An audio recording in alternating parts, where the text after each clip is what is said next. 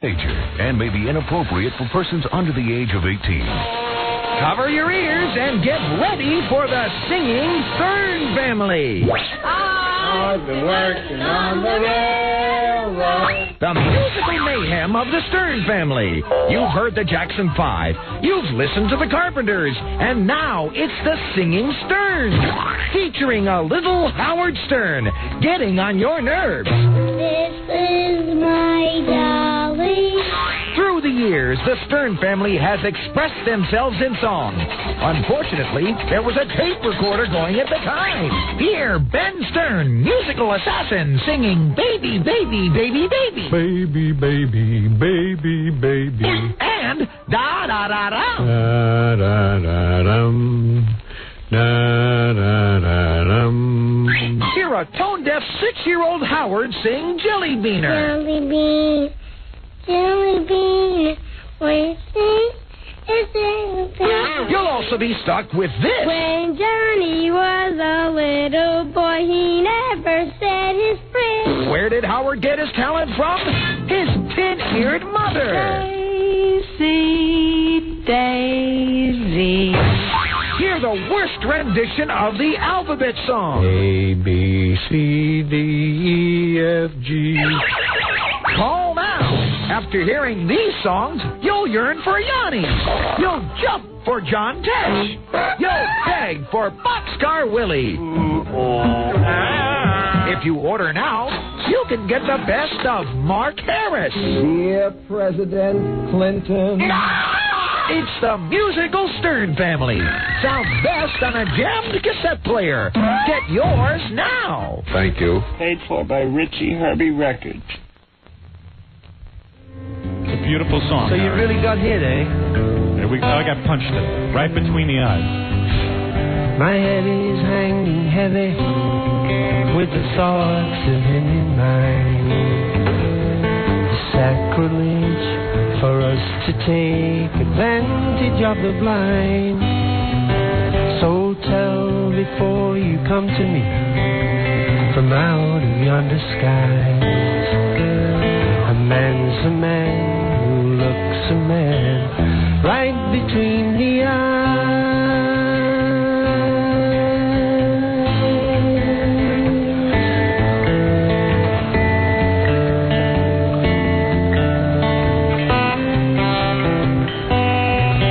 And the pain that we could bring to him, I don't think he could beat. Please don't ask me how I know. I've just been up that street. And all the people living there have been silenced by their own lies. A man's a man who looks a man right between the eyes.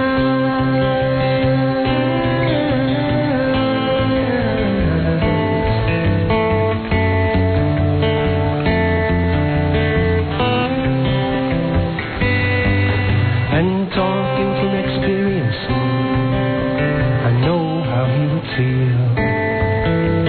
Waking up and finding that his one love wasn't real. But the age of truth will soon appear. Aquarius arrives. A man's a man who looks a man right between the eyes.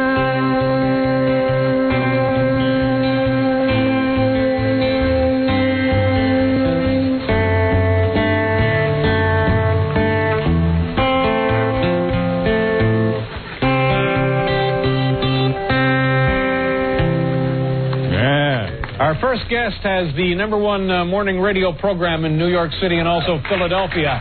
His syndicated television show can be seen every week. Ladies and gentlemen, here he is, the one, the only, the lovely and talented Howard Stern.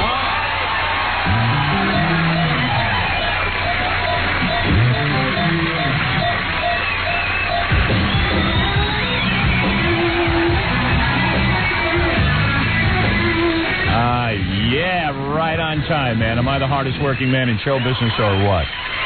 You better believe it, baby. I love you. I'm talking to me, of course. I love you. Okay, look. You know the drill. I got to take a little break, and then I'll come back and get everything started. We got a cool show for you. A lot of cool things happening, but first I got to do this little message, all right? We'll be back right after these short words. You're listening to The Howard Stern Show. 97.1 The Eagle. It's The Howard Stern Show. Here's Howard. I was watching the news with that fat guy out in Atlanta who they think, Richard Jewell, the guy they think blew up the Olympics, but they can't figure out how. And it gets more and more confusing because, I remember, That's a good way to put it. They think he blew it up, but they don't know how. Yeah, they just can't put it all together. They know he blew it up. They just can't prove it. And it's, weird because, in this country, you got to prove everything. So, thank God. You just can't grab everybody off the street and throw them in jail because they look suspicious and they, like being cops. Yeah, the way we want to do it. So, oh, you want to be a cop? Get in jail. So, anyway, about a week ago, I saw a report. They said, well, the FBI has a lead.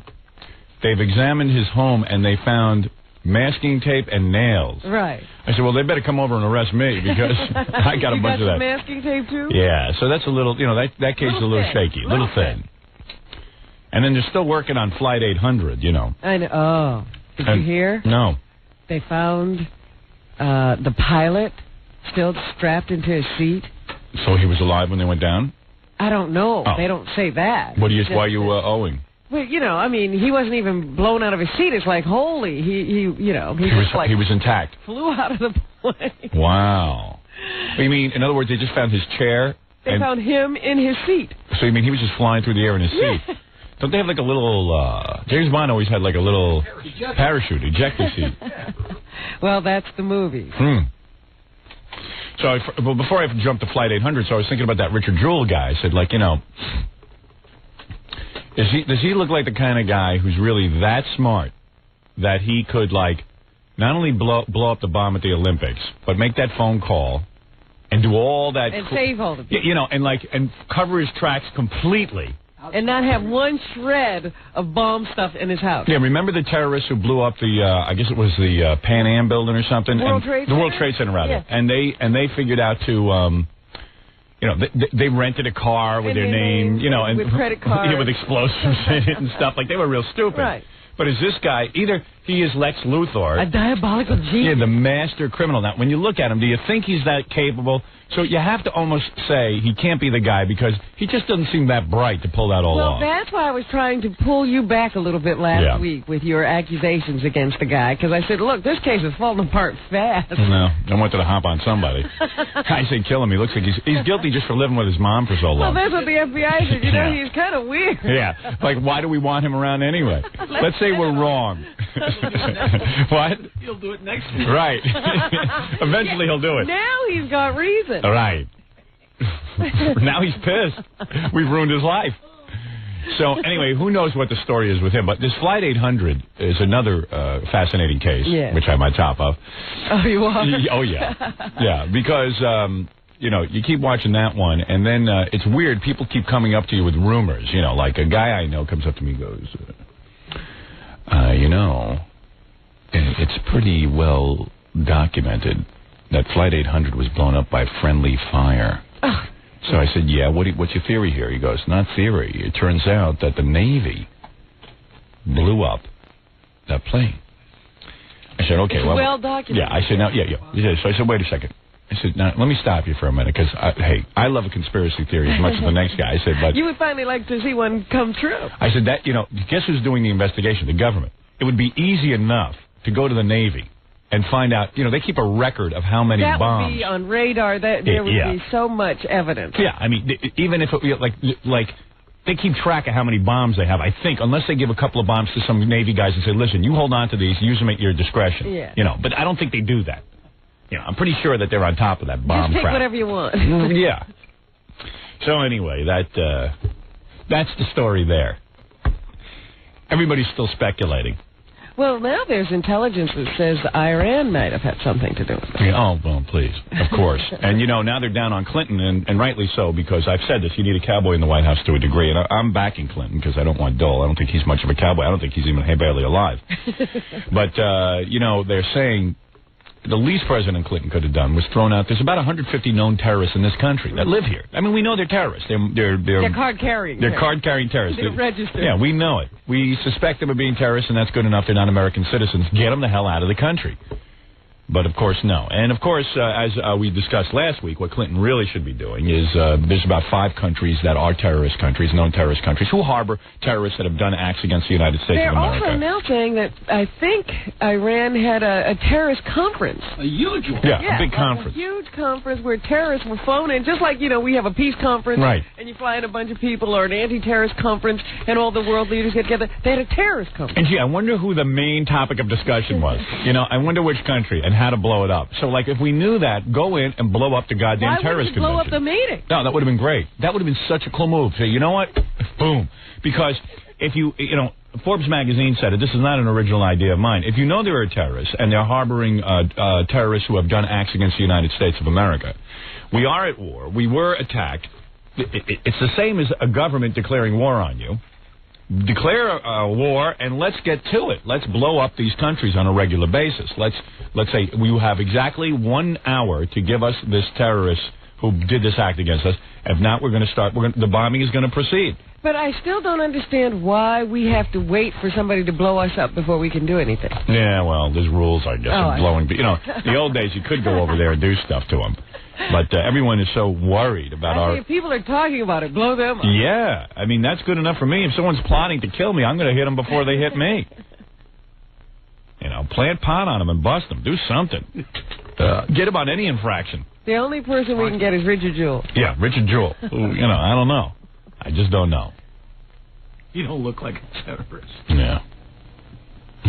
He just looks like a guy who eats a lot and hangs out with his mom. But who knows?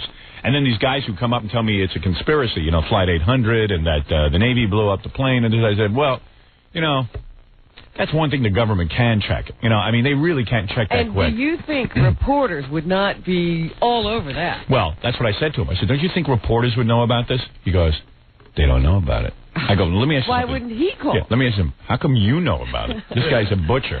How come you know, and now I know? But the reporters have no idea this is going on. Every reporter who's looking and poring over every piece of information. He goes, I know. Well, I'm telling you. It's fact. I love guys who think they know something. Yeah, guys who know stuff. And now with all the bombings and stuff, everybody knows something. Victor, you're on the air. Hi. Hey, how's it going? All right, man. Can you turn on your radio, Victor? Yeah, hold on a second. Oh, boy. One of us has been drinking, and I don't think it's me. Saturday night, I couldn't make that claim, but... Oh, boy, here we go again. All right. I was pretty high. Hey, man, how you doing, Victor? Drunk. You drunk? Sounds like you might be on something a little stronger. Yeah, booze did this to you? What'd you say, my brother? Hey, Robin, how's it going? It's amazing this guy was able to phone, work his phone. Right, I could push the button. Yeah. So what'd you drink last night? Marijuana? Marijuana. That's all vodka. Vodka? Everybody's into the vodka. They don't want you to smell it on. I hit the grain alcohol Saturday night. Wouldn't you want them to smell the alcohol? Yeah, grain alcohol. So yeah. You know it was booze? Do you drink vodka because you like it, or you don't want people to smell the booze on your breath? You got it. Right. What do you? And someone tells me you're an air traffic controller. Computer analyst. Oh, computer analyst. Imagine that. Now, why would you be so drunk this time in the morning? Don't you have to get to work? No, not I work at night. Oh, I see. A computer analyst who works at night? That's when the computers work. Cool. They don't work during the day. Oh, man. I got to get as drunk as you. Only real people that go to work have them during the day. And look, what I want to tell you was that, I'm up in the Richmond story. What you got there? Yeah. And where are you calling from? Where are you calling from? D.C. Oh, D.C., yeah. Yeah, but my peoples are all from Richmond. Yeah. Your peoples are from there? My peoples. Yeah. You're one of the brothers, man. Yeah, I'm a brother. I'm down with that. There's a black man. There's a black man who drinks to forget. Yes. Forget what? To forget that he's black. Forget that his family? No, forget the forget that I'm supposed to sound white. I forget that the white man has been subjugating the black man to 40 million years. When I'm at work, and he's getting worse. I have to talk and walk the walk. Yeah, I hear you. You got to play the white man. He's saying that. I understand what the brother He's got said. black rage? Well, he's saying yes. When he is out in the white world, he has to play by the white man's rules. But when he goes home, God damn it, he's going to play by the black man's rules. And so he gets drunk? And they get drunk. If you live in the black community. Yeah, damn right. I live there, brother. I know what you're talking about. Robin don't know. I'm a high yellow. So she grew up with the white Jew. He's high yellow, he just said. I'm high taking yellow. bits and pieces. What are you, high yellow? Yeah, I'm high yellow. You know what that means? Yeah, I hear you. Yeah, so that means that I got to... you have to be extra black. I got to try extra. Yes. Anyway, well, you fitting in, man. You playing... as far as I can see, I don't mean to... What I wanted to tell you about was that, in Richmond, those guys down there run that little panty Annie grocery store, and they're gonna sit there and judge you on your merit. And you up in New York and Washington. Now, I listened to you since you've been in Washington. You know, when you was in Washington a long time ago, when y'all DC 101 or whatever. Yeah. Now, what is your point, brother? No, my point is that you got more daggone sponsors than any of these radio stations. How much more of this can I take? How come he got so smart on boots? How do you know so much? Listen to this guy. Down here, I mean, they sit Why there does Bruce make you want to talk? commercials. Why am I so fascinated with drunk people? Down there, gonna sit there and say, I'm getting drunk. They can. Really, I've never been this high. Believe me, that really pisses me off. I'm sorry, but why is he calling you crowd boys? Why is he calling me? The other ones are pissed him off. I listened to you a long time. This guy's made no point whatsoever. No. He kind of sounds like he has something to say, but he really doesn't. Yeah, it sounds like a lot of deep thought with it. Yeah. And you know what? He might have something to say, but the alcohol isn't letting it out. He's definitely impaired. Yeah. I'll get rid of the guy, okay? Right. I think I've had enough of this guy. I'm getting drunk. And he has no idea that we're not... contact drunk I'm getting. He thinks we're listening to him. Everybody knows that, and everybody's jealous of that. Well, you got a point there, my brother. Yeah. Yeah. Well, I gotta get my white voice on. Get your white voice going. Now, the main thing is, it really is true. Listen, man, you know, the black man has been taught, in certain respects, to bow to the white man. But you have shown me that you are a free thinker. You see what I'm saying? You go for a bull. No, I ain't buying for a bull. Yeah, I tell you, I understand what you're saying. I'll go for a long time.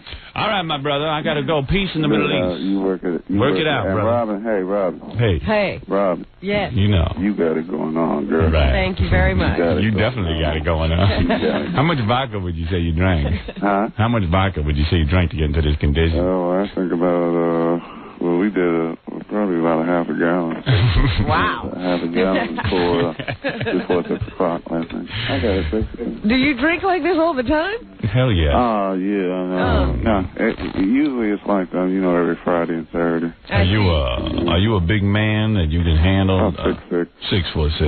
6'6". Yes, indeed. 210. 230. Only thing that happens is my ulcer just kicks in every day. Well, what you got to do is use the Maylance when you drink. Right, vodka mixed with May. Yeah, that'll coat the stomach. You understand? Say that again? You need a Malax chaser. Oh, man. You understand? All right, man. No. Peace. Hey. Right? Easy out, sir. Easy out, my man. All right. All right, refugee. It's a refugee. Yeah, that's a whole nother thing. That's a whole nother black thing going on. The shout-out words. The words with the refugees. That's where we're down with the refugees. All right, so, it's a whole thing going on. Man, 6'6" black man full of vodka at 6 a.m. White people. Attention, white people. Stay home. Stay in your homes. Lock up your daughters. There's a high yellow drunk black man. High yellow, on alert in the Washington, D.C. area. 6'6". Identifies himself as Victor. This man is extremely dangerous. He has consumed a half a gallon of vodka. And his ulcer is acting. Yeah, and his ulcer is acting up. Attention, white people. Attention, white people. He can fool you with his white voice, but I assure you he is black. Thank you. I got to take a break here, Robin. I'll be back right after these words. You're listening to The Howard Stern Show. 97.1 The Eagle. Let's return to The Howard Stern Show. Yeah, dabba-dabba-doo, baby. What happened to the Flintstone movie? That was a real bomb, wasn't it? Yeah, what a bad idea. Were they ever talking about making a sequel? I thought it did well at the box office, actually. Yeah. Let me finish up the rest of these phone calls, and then I can get into everything, what I did this weekend. You know what I did this weekend. I worked all weekend. Yeah, you did what you did every week. Yeah, I worked on the movie. I sat in my trailer and banged my head against the wall. I was really irritable this weekend. How did you do? Did all that get done? Let me see. What did I do Friday? I don't even remember. What did I do on Friday? Who did I work with on Friday? Weren't you at the airport or something? Oh, I was at the airport all week. Yeah, right. Yeah. No, that all got done. Good. And I was brilliant. And then I really was. And Sunday I worked with Fred Norris. Yes, that's what I heard. Yeah. Fred was very good.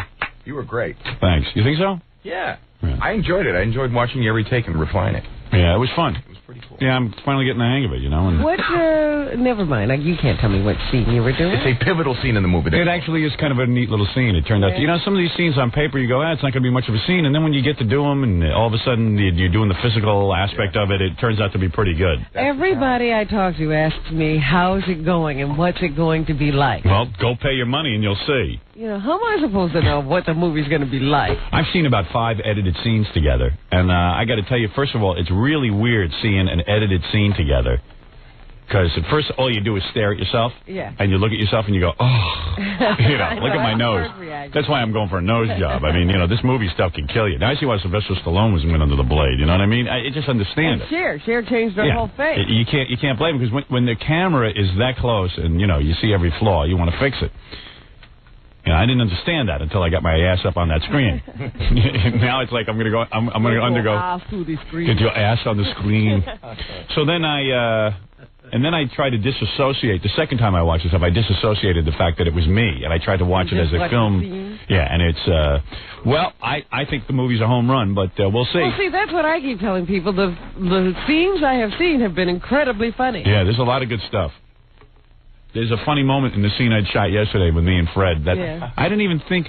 When I read the script, I didn't understand the humor of it because I just didn't see the joke. And then when I was doing it, it occurred to me what the joke was, and it's real funny. And I play it real dry, but I know everyone will laugh when I say this to Fred. It's just a real funny, stupid moment. It's a hoot. Yeah, I didn't even get it until I watched the playback. I had to watch the playback because I didn't get the joke, and then I watched it and I went, "Wow, that's really funny." Yeah, it's amazing how movie humor sometimes is in the picture. Yeah, exactly. Yeah, it was weird. But anyway, so it was kind of interesting, and I got to admit, now I'm at the point, I think we're going to be done shooting August 18th. Yeah. And I actually have about 11 more days of work, which I see light at the end of the tunnel. Thank God. Because I really am at the point where I'm getting a little stir crazy, and I don't sit in the trailer anymore. Now, over the weekend, I just stayed out with the crew, and because I'm getting a little punchy. Right. You can't stay in that little box forever. No, I get a little punchy. Like if I have somebody to talk to or something, it's fine. But if I don't have anybody to talk to, and then sometimes I don't want to talk to anybody because I'm all messed up. I don't know. It's just like sitting and waiting can make you cuckoo. And even watching movies is getting boring. Well, finally, what I was doing was I was meditating between every scene. Yeah. Well, I went through a week of doing that. You go through weeks of doing different things. Right, because I said, what else is there to do here? I've done everything else. I got so into it, I brought in about 50 candles and was burning candles and incense between every take and meditating, in between every take and really getting into it and playing like Indian music and crap. Right. I was playing tape. Yeah. And I got into that for about a week, and then I said, what am I doing? I'm going to go insane. All day. Yeah. So, it's just like you go through different phases. I'm now in the inebriation state. Yeah, now you're drinking. Yeah, now I'm drinking. Now you're talking my language. Yeah. Oh, man. Finally, a reasonable solution. Saturday night, I went home and got blasted and did my wife. Yeah. Blasted. I'd love to see you blasted. I mean, people. I was gone. Doing I was like, oh. Yeah, right. Right to the moon. My wife goes, what's going on with you? I go, get in the bed and give me sex now. I'm all messed up. Lie down. Yeah, lie down or shut up. No. In fact, I don't masturbate. This is weird. Something happened to me during the movie. I haven't masturbated once during the making of the movie. Really? Yeah. Movies cured your masturbation? It's weird. I lay down. I have no desire to masturbate. And now I go home and have sex with my wife. Well, that's nice. You're getting weird. I'm getting really strange. I don't even know who I'm with anymore. You're almost like an adult person. So, like, I went home Saturday. Drinking. I went home Friday night and Saturday night.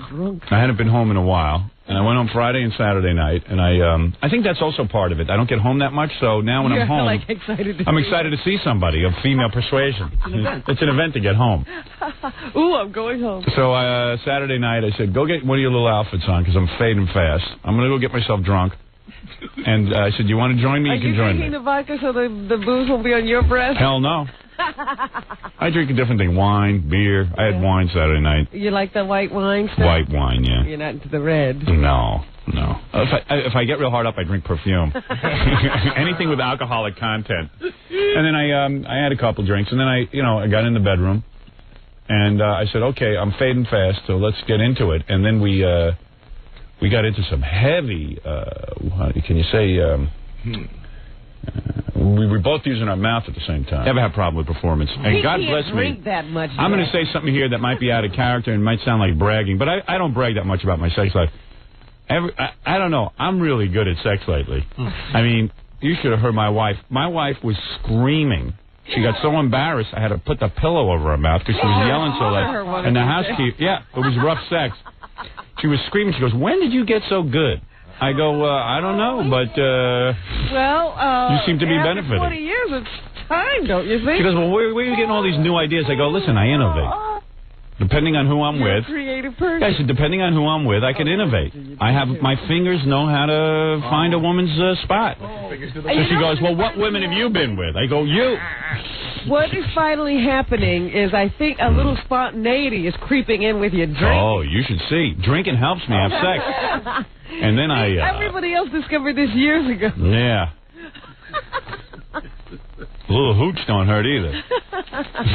So it's all good. It's all good. See, you always say, well, how did that happen? Well, it was the hooch. Yeah.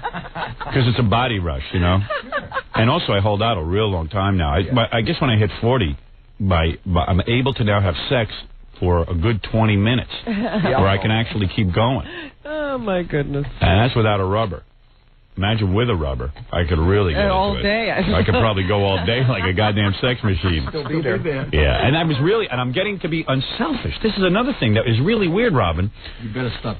Listen to this. In the middle of both of us doing each other with our mouths, I had the sensation to finish, and I purposely held back. Really? So that I could...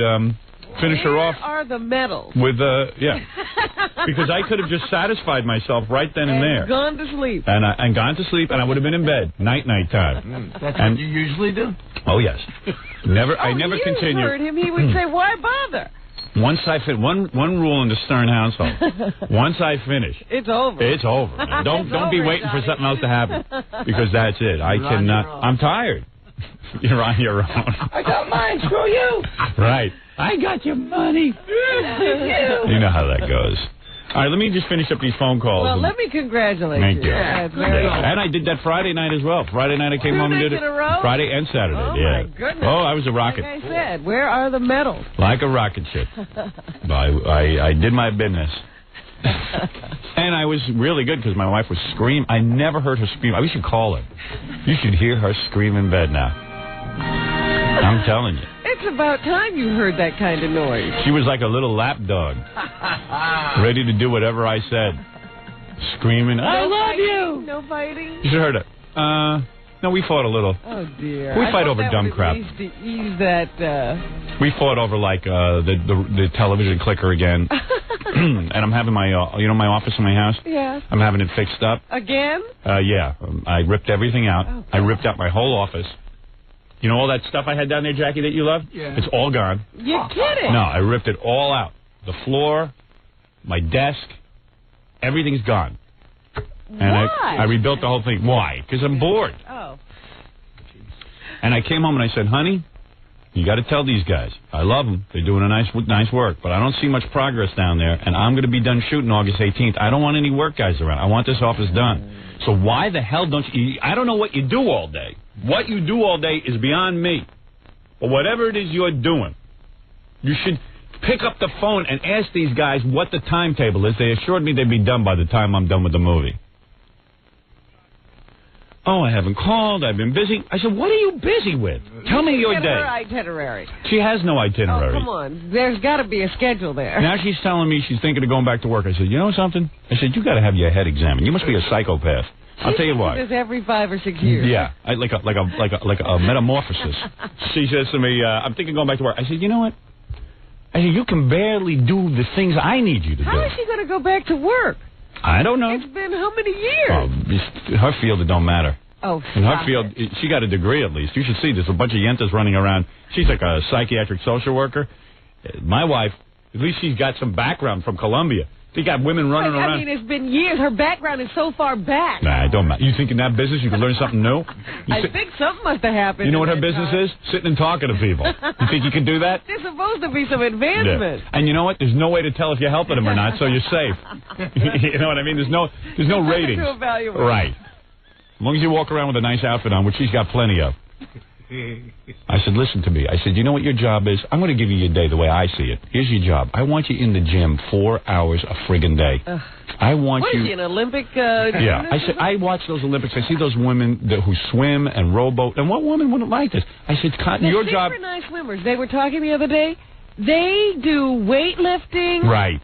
Aerobics. Yeah. And a whole bunch of other stuff. And then spend 8 hours in the pool. My wife, I said to her, listen...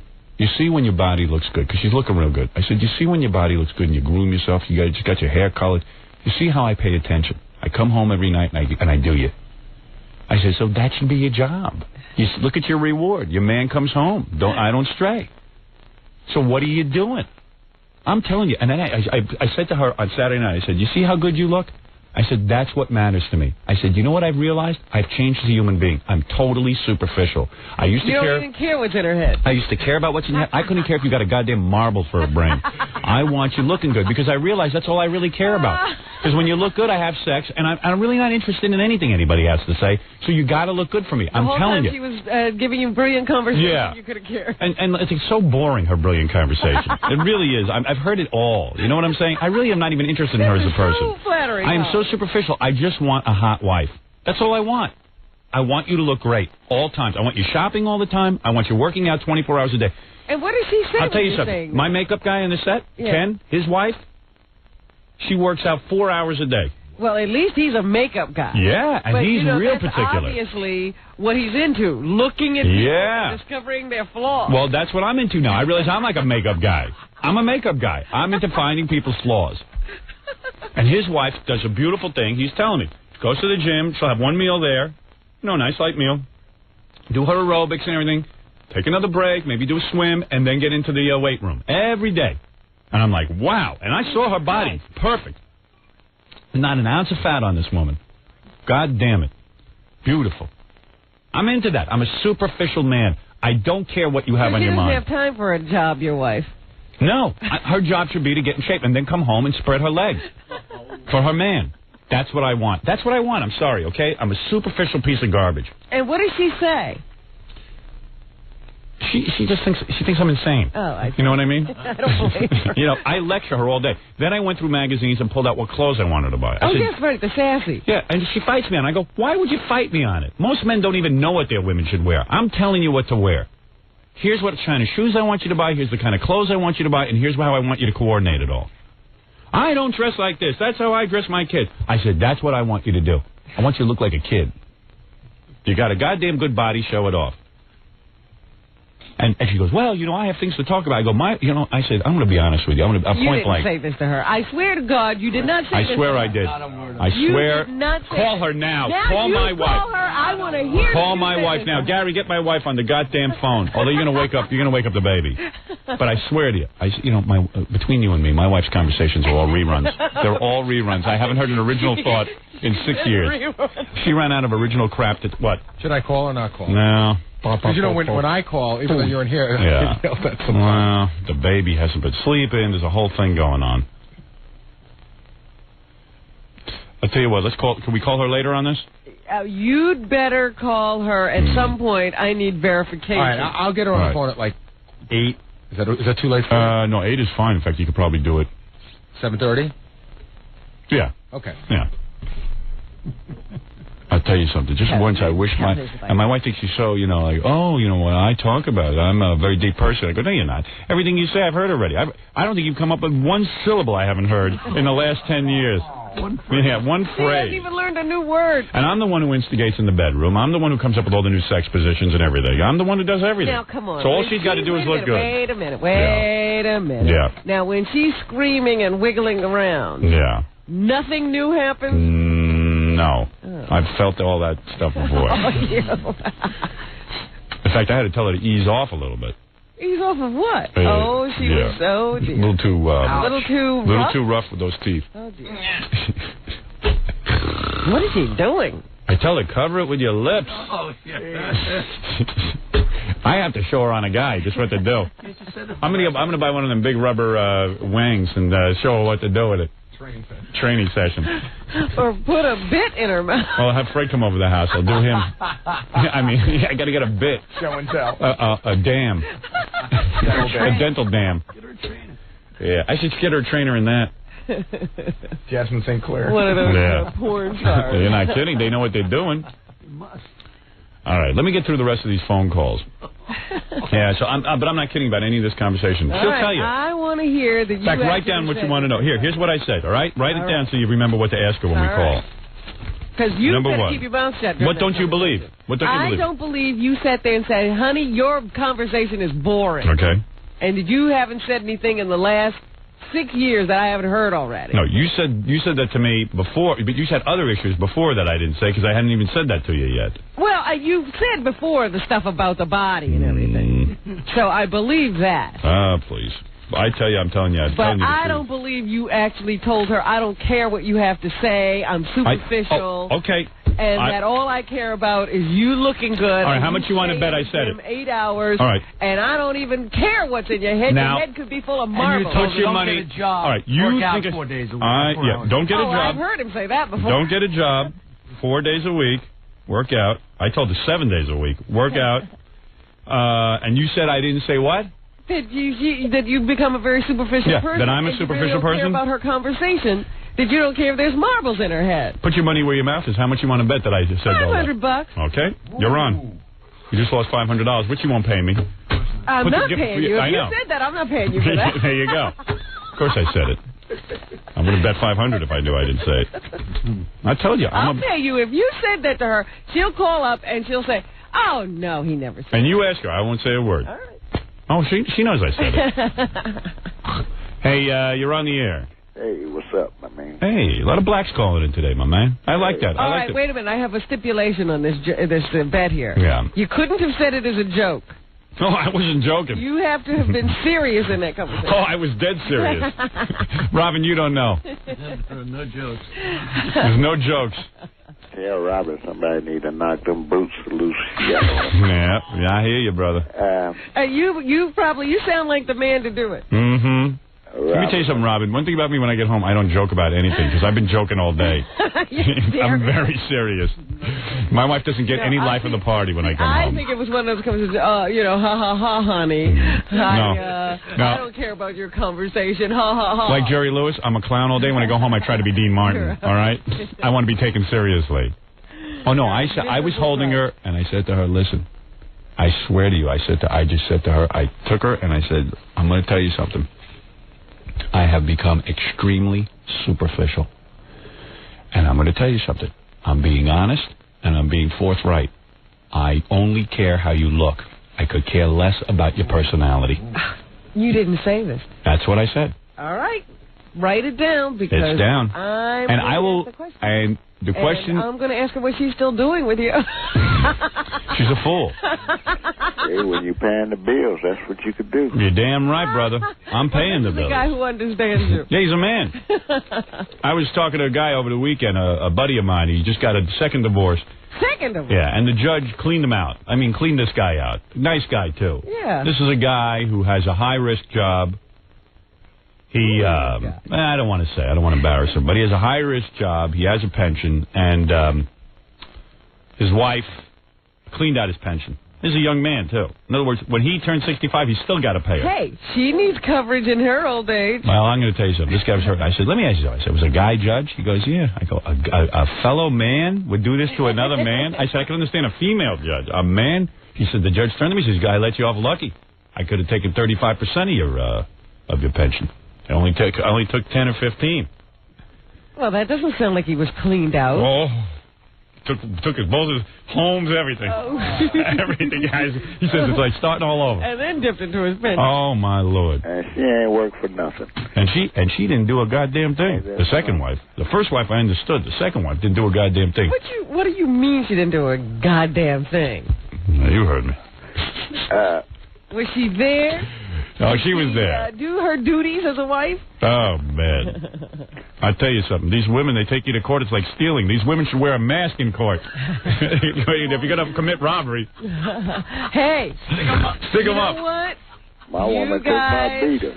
What did you say? My woman, when she divorced me, took my hoopie I had, my old car out there. Really? Yeah. What did she take? Your what? Your car? My hoopie. Your it hoopie? Was a car I had. They call them hoopies once they... Oh, your wife? Under 70. Your wife took your hoopie? Yeah, I let her have it, but I'm just saying. She got the hoopie. She didn't get my black and white TV, but she got my color TV. Mm-hmm. She didn't get my recliner, but she got my favorite chair. I love these guys who get the divorce. So here's a man who don't have a lot of means, and all he got is a recliner and a black and white TV. And a black and white TV. And they still clean him out. They still clean him out. And he's probably... I'm happy than a sissy with a new boyfriend. Yeah, let me tell you something. Let me tell you something. That's a happy man. Did you hear how happy he is? He's happy as a sissy with a new boyfriend. I'm happy than a sissy with a new boyfriend. Let me tell you something. Yeah. Let me tell you something, my friend. You know why divorce is so expensive? Because it's worth it. It's the best thing in the world, right? Now you're free. You might be sitting there with... It's expensive for white folks. Black folks, divorce don't cost us nothing because we ain't got nothing to give back. Yeah, you're lucky. You know, what's she going to get from me if she divorced me? She got a recliner. Big deal. She got my recliner. No, she didn't get my recliner. She got my favorite chair, my favorite color TV, but I got the black and white and the recliner. Right. How could so I can always get me another color TV. She's a lucky woman. She's very lucky. But what I call about I work at the airport. You don't mind putting your teeth in for this conversation, do you? What do you do at the airport? He flies jets. I work where they load the bags. Matter of fact, I'm the one driving that little tow motor around with the bags. Let me ask you a question between you and me. Do you ever go through those bags and take a few things? You know what, Howard? We used to could, but not no more. Right. Why, they watch you? Man, they watch you like a hawk. Mm. Yeah, there's no bennies in that job. The job doesn't even have any perks. Yeah. But you know somehow they can blow a plane up easy. Of course, because nobody checks those bags. Don't nobody. They got the silliest. The guy in charge of that at the Cleveland I shouldn't say the airport. You know why they can? This guy be higher than a giraffe eyebrows. This guy come to work high. High, right. That's high, ain't it? Higher than a giraffe's eyebrows? That's high, ain't it? Yes, sir. Where did he say? Yes, sir. And he come to work high every morning. And he's in charge of the final piece of luggage going in. Well. And he the one check off the list.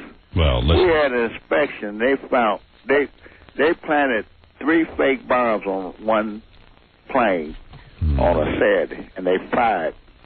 Well, let's just say that this gentleman is making a claim about an airport, but he, I'm telling you, man, it ain't we don't safe, know. Man. We don't know that this is fact. We don't know that he's an actual airport employee. You don't know it. Well, I'm going to tell you something. Well, we don't know it. We don't know you, my man. Robin, check this out. We have to tell the audience that. When you in the Air Force?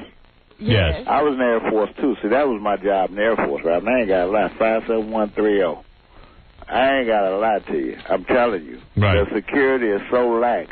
Well, let me tell you something. You happen to be right. You can penetrate it. Let me tell you something. Then you can penetrate Robin. Oh, I My like to security is knock very them high. boots all night. Security is high. So listen to me. Yeah. You happen to be right, because when you got a guy like this guy on the phone watching the baggage, you know a bomb. Hey, I smoke a joint on my way to work. You smoke a joint on the way to work, right? On the way to work, I smoke a joint. I get me a Long Island iced tea. Oh my God! Yeah. I like that, a Long Island iced Well, how else are you supposed to get through the day? A dainty drink. I Exactly. can't get through the day without it. I was just like, you can't get through the day without your beer in that little trailer. Yeah. I can't get through that. And without worse. my Long Island. Yeah, beer is just being kind. But what I'm saying, though, is really, these Arabs is an all-out war. The United States is stupid. Of course. They got them already here. They own every store in the ghetto. Right. They're buying up all the stamps, and what they do is they give you 50 cents for it. They redeem it with the government for $1. That's right. They busted them here. One guy had one store made $6 million off stamps. Listen to me. Listen to me. One store in the ghetto. Listen to me. These people are stupid. The Jews ain't got it no more. Now the Arabs got it. They got convenience. They got these convenience stores. They got these little mom and pop stores, and they buy it up to Dairy Mart. So now they're getting into videotape. Who want to watch an Arab in a videotape movie? Yeah. I'm just saying. It's getting You know what this reminds me of? Remember in the Eddie Murphy movie Coming to America? The guy sitting around the barbershop yelling about everybody? I can't buy no store in that. And it's like that Spike Lee movie, too. I can open up ice Those guys sitting on the lawn chair. Lawn chairs. Out of the card table on the side. Yeah, in front of the Korean deli, screaming about it. Well, you're right, my brother. Listen, let me say something to you, all right? You know what I'm talking about. I know. I'm going to say something. You know what I'm saying? Let me talk to the white people for a second, because you're addressing something very important. I don't know if they know what you're talking about. But this gentleman is saying, well, what he is saying is that we are at war with certain Arab nations. We are right now at war. Some people don't want to admit it, but we are at war. The government won't admit it even. No.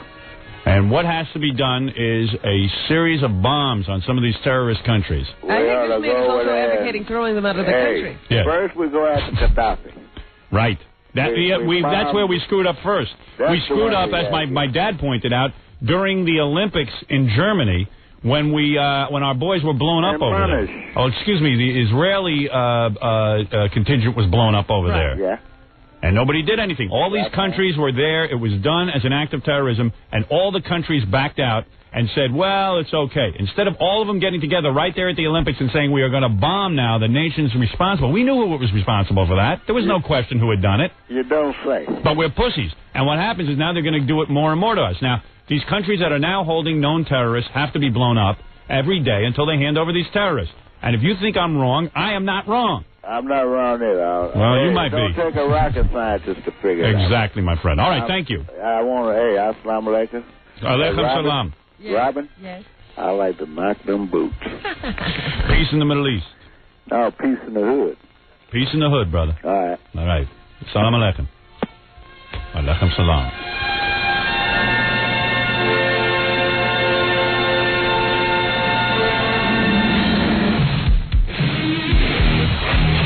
To the Howard Stern Show, 97.1 The Eagle. We're back with the Howard Stern Show. Let me just finish off these phone calls, and then I got to call the guy from the Ku Klux Klan, Daniel Carver. I just read an article in the paper about him. But yeah, I'll just. Yeah, we didn't even get to his message last week. Yeah, and I got tons of stuff, and I got OJ. I got an interview. I didn't get to do that last week, and it's a whole bunch of things going on. This is Phil. Phil, you're on the air, real quick. Yeah, how you doing, Howard? All right. All right, love your show. Thanks, man. I usually agree with you. Right. But I got to say on this one about the kind of talking about just going over there and bombing the hell out of... No, that's not what I said. I said that you have to go over... There are about 5 countries that are known terrorist countries. The government supports and sanctions them being at war with us. What they're doing is...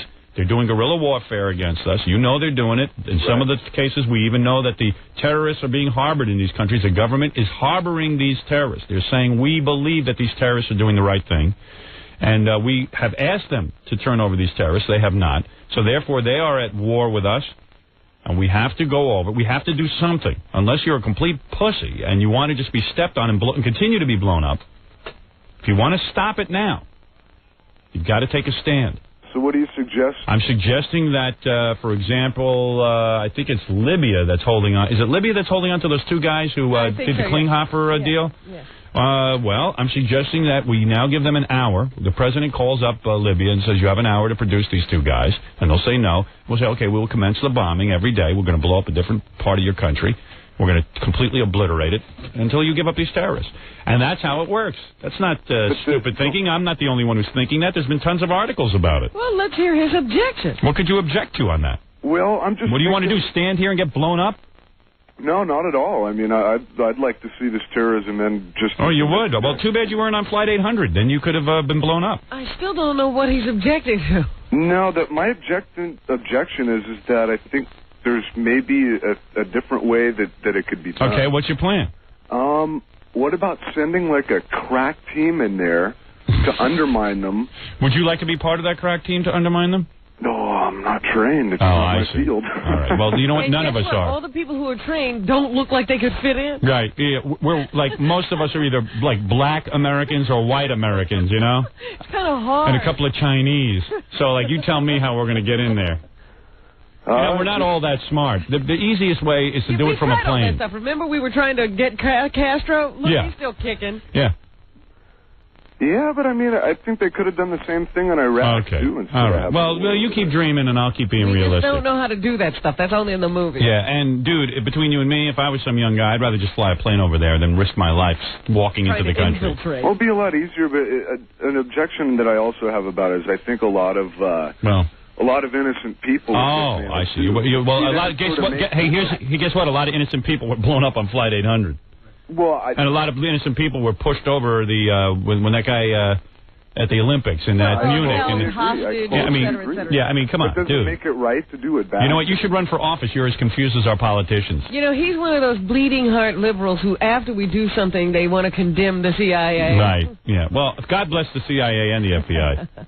Thank God we got somebody. I wouldn't go that far. Well, you don't have to. I'm going that far. I'm telling you, I'm happy to have an FBI and CIA. I don't believe they're against us. I believe they are sitting and gathering intelligence. Over and gets into this country, but yeah. Most of the time they're elsewhere. Yeah. Well, I mean, we got to have people like that. All right. Good. He wants. You know what he's saying? Right. I want them to do it, but I don't want to know about it. Yeah. Just don't let me get my hands dirty. Yeah. Just do it and do it surreptitiously. Like sneak some guys into the country and don't let me know what's going on. And tell me 20 years later. Yeah. So I can feel real bad. Yeah. Anytime you doubt what I'm saying, pretend you were on Flight 800. Tom, real quick, go ahead. Yeah, man, I'm in Phoenix here. We're wondering, you're up here #1. We don't hear nothing in the newspaper or nothing. Nobody writes? Nothing, man. I've been going through the newspaper and I don't see nothing. Well, of course not. The newspaper competes with me for advertising dollars. They don't want to announce that I'm #1 because all the advertisers would come over here from the newspaper. I have more listeners than they have readers. But how do they expect you? How do they expect you to get damn people listening to you? I don't care. People will listen to me anyway. Yeah, it's really not their job to make people listen. I've been listening to you since you came into Pennsylvania, and I moved out here, man. I've been turning all kinds of people on. Good. Well, that's what we need to do because I got news for you. The media is no friend of mine. They're only going to write bad stuff. Right. Yeah, they only write when my ratings are gone. Sure. Well, if you got screwed up out here, when you did something with another station out here, they got real upset. They were like always leaving, but then you got on the other station. That's right. I forget what it was like, but you know what I'm talking about. Thank you. And I turned on everybody on the WOR videos. I got them. I taped them. I hope you ain't mad, man. But I'm my friend. Chris, you're on the air. This Chris is a reporter from Richmond. Good morning, Howard. Richmond. The story is still going in Richmond. Oh yeah, we were thrown off the air in Richmond. Well, in Phoenix, they're not getting the press. Here, you're getting more press than when you came here, Howard. I know. What's going on now? Well, the weekend they had the newly formed group, the Citizens for the Return of Stern, went to Ucrop's parking lots and the biggest shopping center parking lots in the area. Good. Distributing flyers, thousands and thousands of flyers and petitions, and trying to drum up support to either bring you back in the old station or try to get another station. They're also gathering advertisers who did advertise on your show, just to kind of making a list and giving them to the other stations to see, main your support. I've been contacted by a radio station there that actually wants to hire us. Can you say what station that is? No, I cannot. 30 days, though, I'm allowed to be on another radio station. Do you think it's a good possibility? I don't know. I mean, who knows? Who knows with these kind of things? But I certainly want to get back on the air. You would because... not discourage those people to end their... Right. whatever action they're taking. I like that people are taking action. I think it's good. I think it's healthy because, quite frankly, I don't think the U-Crop boys should be running Richmond. Right, and all the pressure helps. You know, it's funny. I'm reading the paper today. They're talking about the Republican conventions coming up, and, you know, one of the big issues they're fighting over is this abortion plank, which is so solely stupid. They shouldn't even be involved in abortion. Now, you know, the funny thing is about that all the Bob Dole people are asking is that we add a little tolerance. To the language. To the language. Yeah. Well, first of all, they did a poll. They said 56% of the Republicans are for abortion. Yeah. For it. Only 13% are really strongly against abortion. 13%. And what is happening in Richmond is that there's probably 5% of old biddies and U-Crops and who have this whole... I'm sure if I examine their past, I could find things that are of non-religious bent. They sell cigarettes, don't they, at U-Crop? I believe they do. Yeah, doesn't that... They don't sell beer, though. Oh, I see. But cigarettes don't promote cancer. Well, whatever they're doing, I don't sit and investigate, but I would imagine since they're so busy investigating me, they're just using me as a publicity arm and publicity tool. When it turns out that the majority of the people in Richmond want to hear me, who cares? I got to go. I can't talk about it anymore. I'm now sounding like a preacher. Thank you. You do make an interesting What was point. funny, Howard, when... I know I make interesting points. I make the same goddamn point every day. It does me no good till I turn blue in the face. What was funny, out of the U-Crops parking lots, there are thousands of flyers on these cars. These old ladies would come up, look at the flyer, see Howard Stern, and grab their chest. Yeah, well, so they believe me. They need to get their chest grabbed. Probably nobody's touched those crabby old little fly cakes on their chests in years. Fly cakes. Yeah. What's a fly cake, Robin? I don't know. I wish I could curse on this show. That's a good one. Yeah, thank you, Arnold. All right, I got to go, Chris. All right, thanks, Howard. Take See care. you, Robin. Right. Bye. Chris looking for an update. I have no update. He knows more about it than I do. And finally, this is the last phone call. Bill, you're on the air. Hey, Howard. Assuming things could possibly get terribly worse in the United States of terrorism, we're going to end up like Beirut if we don't do something quick. I swear to you. Do you think we should bomb them? Do you think we should nuke them? One of those We five will countries? never be Beirut. We should atomic bomb Should Libya. we send that final message? Yes. I mean, if it got worse. Yes. Of How course. much worse would it have to get? Not much worse. No. If you take the evasive action that you're talking about Thank now, you. Yeah. you won't have to I know. That's drop serious. a nuke on anybody. I would love if they did, though. Oh, man. That would be so great. You would like that. It's been a long time since we tested one of those on real people. We got to see how they work. Boy, those Japanese, they went up, didn't they, man? They went up like... You know what? I have sometimes had the feeling that, like this stuff has sat around so long and like it's shelf life. That's what I'm saying. I think we got to use it. Wow. God. What year should we do it? 2000? I mean, you talk about when we were in this World War II. Yeah. And we could, after we kicked so major ass, these Japanese wouldn't give up, man. We blew minds. Right up. Harry Truman. Yeah. Didn't lose a night of sleep. What? You think it's time to do it again? Oh, you bet. Wow. It sends a message. You notice after World War II, everything was calm? Yeah. You didn't hear a peep out of that Hiroshima. That used to be a hotbed. Now they all walk around in little white slippers, and they don't even get dirt on their feet. Oh, stop it. They're completely subdued. Not a pretty thing. It's beautiful. That's nuts. I tell you, man, just think, man, we drop that bomb, the towels on their heads will sizzle. All right, Howard. Right, my friend? Yep. Whoosh, Right. there it is. All right, take care. All right. Bye. Now I have to ask you something, Thank you. Mr. Warmonger. I'm not a warmonger. I believe in peace. I never hurt a fly. I hate to see our own... This is what cracks me up. I was thinking about your tirade against the French. Thank you. What would you have done if you were French? I would have resisted. I would not... I'll tell you what I would have done. I'll tell you what I would have done. And this is all I ask of the French. You're talking about during World War II. Right. All I ask of the French during World War II... No, you can't ask anything. Let me tell you what I would have asked. That they at least, the very least, when they were conquered, okay? I don't mind that they were conquered. Okay, they weren't good warriors. I never said anything about them being conquered, that it's a bad thing. But what I would have liked to have seen, they are such a non-productive people normally. They did a study. They found out before they were conquered, they were very non-productive. When the Nazis took over, they became super productive. They not only worked... Excuse me, you asked me a question. They not only worked, they worked harder. I would simply I would have said, to have work seen at the same you level. In the situation. Yep, I would have worked at the same level. That's all. I would like to have seen you in the same situation. In other words... Easy to sit over here in your armchair and second guess You do what you want. Happened. I'm just telling you the French suck. I believe the French are still in pain as a result of what they did. All right, forget about World War II. Let's move to the forward. Now when they don't have to be brave, right? Yes. All they got to do is let our plane fly over so we can reach Libya faster to blow them up, and they can't even give us goddamn airspace. That's all I ask. They are freaks of nature.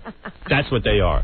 Don't start in with me. But let me remind everyone that you have never fought anyone. I have too. I was in Vietnam for 3 tours of duty. Let's see you go do that, Miss America. In the military. I'm the one who really you were in the military, sitting there looking at the 4 walls in North Carolina. North Carolina? Wherever you were stationed. Ohio. Same thing. I really You smoked pot for a year in the military. That was my... And thought about stripping. All right, let's take a break and we'll be back. At least I was there in uniform. Bomb the French. You're listening to The Howard Stern Show. More after this. 97.1 The Eagle. Howard Stern is known affectionately as the King of Slime Radio. Cindy Adams has the scoop and more. His name is Howard Stern. He's the bad boy of morning drive radio with a mouth that his mommy should have washed out with Brillo. Ow. He's on station WXRK, better known as K-Rock. That's 92.3 FM, kiddies. Howard is also known as a world-class mouse. Well, after the Stern hit the fan today, let me tell you what I did. I spent hours trying to find this hotshot. He spent part of his day avoiding me. I called his studio. They said he was on the air. His people made me leave my name, rank, and serial number. He'll call back, they said. Forget it. Then I called his agent, Don Buchwald. Once they disconnected me. Twice they disconnected me. 3 times, no luck. Eventually, Mr. Buchwald called back to say his client, who had chopped me on the air many times, in fact made Cindy burgers out of me a few times, would not speak to me. Would you? Now, Howard Stern is 6'3". He stands on a 7'4" ego, but he wouldn't talk to me. Me, I am a towering, majestic 5'3½", a puffy size 6. How could I hurt Howard? He doesn't do interviews, his agent told me. Why not, I said. Reagan does. Before airtime, I called Howard at his house. He has a telephone answering machine. It says nothing. It takes no messages. I wouldn't say he has a negative personality, but let's put it this way. Even Howard's machine doesn't want to talk to him. Thanks, Cindy. That was pointless and sexless. With your dream date, Howard Stern. I'd just been fired. I don't know that I wanted to talk to Cindy Adams, you know. Forget it. Kiddies. Cindy Burger. Dracula's bride. Yeah, didn't that music make her sound like a vampire? That's what we were saying in here. Hey, Robin, never mind her. Jackie, Penthouse, joke page, Mottling. He is kiddies. Forget it. 78 minutes of dirty jokes on CD or cassette on the hysterical Sergeant Pecker. Only $12 plus $4 shipping and handling. Or as Cindy says, forget it. August special, buy 2, get 1 free. Congratulations, Jackie, on your hit new album. 1-800-323-KING is the number if you want to get in touch with Jackie. For filthy jokes and more Sergeant Pecker info, you can visit Jokeland on the web at JackieJokeman.com. Good for you, Jackie. A lot of exciting things happening in his career. Okay, I got to get Daniel Carver on the phone. I got to get my wife on the phone. But also, this guy has a tape of a television report that aired in Richmond. All right. So if you want to hear that. Richmond, we're at war. Yeah, just so you can keep updated on what's going on. Dave? Howard. Dude. Good morning. Good morning. Robin. Hello. Can we hear that tape? Yeah. Listen, first of all, tonight ought to be a great night. I'm all set up for this evening because evidently, from what I found out this weekend, U-Crops is going to give a response to all that's happened. One of them's been out of the country, just came back this weekend. And unfortunately, these guys love it. I mean, they think like this is like these are guys, supermarket owners. They want to be superstars. They want to be, they want to. Yeah, now they're getting to do interviews. Yeah. Right, but they got to say something now because Bill Duran is the one that's heading up this grant. Well, what he's going to say, I'll tell you what he's going to say. We had nothing to do with this. We didn't like him on the air here, but it had to do with. The radio station was sold, and they evidently didn't want to have him do business with him, and we don't care. I mean, what do they care? What do they care if I'm on the radio or not? Right.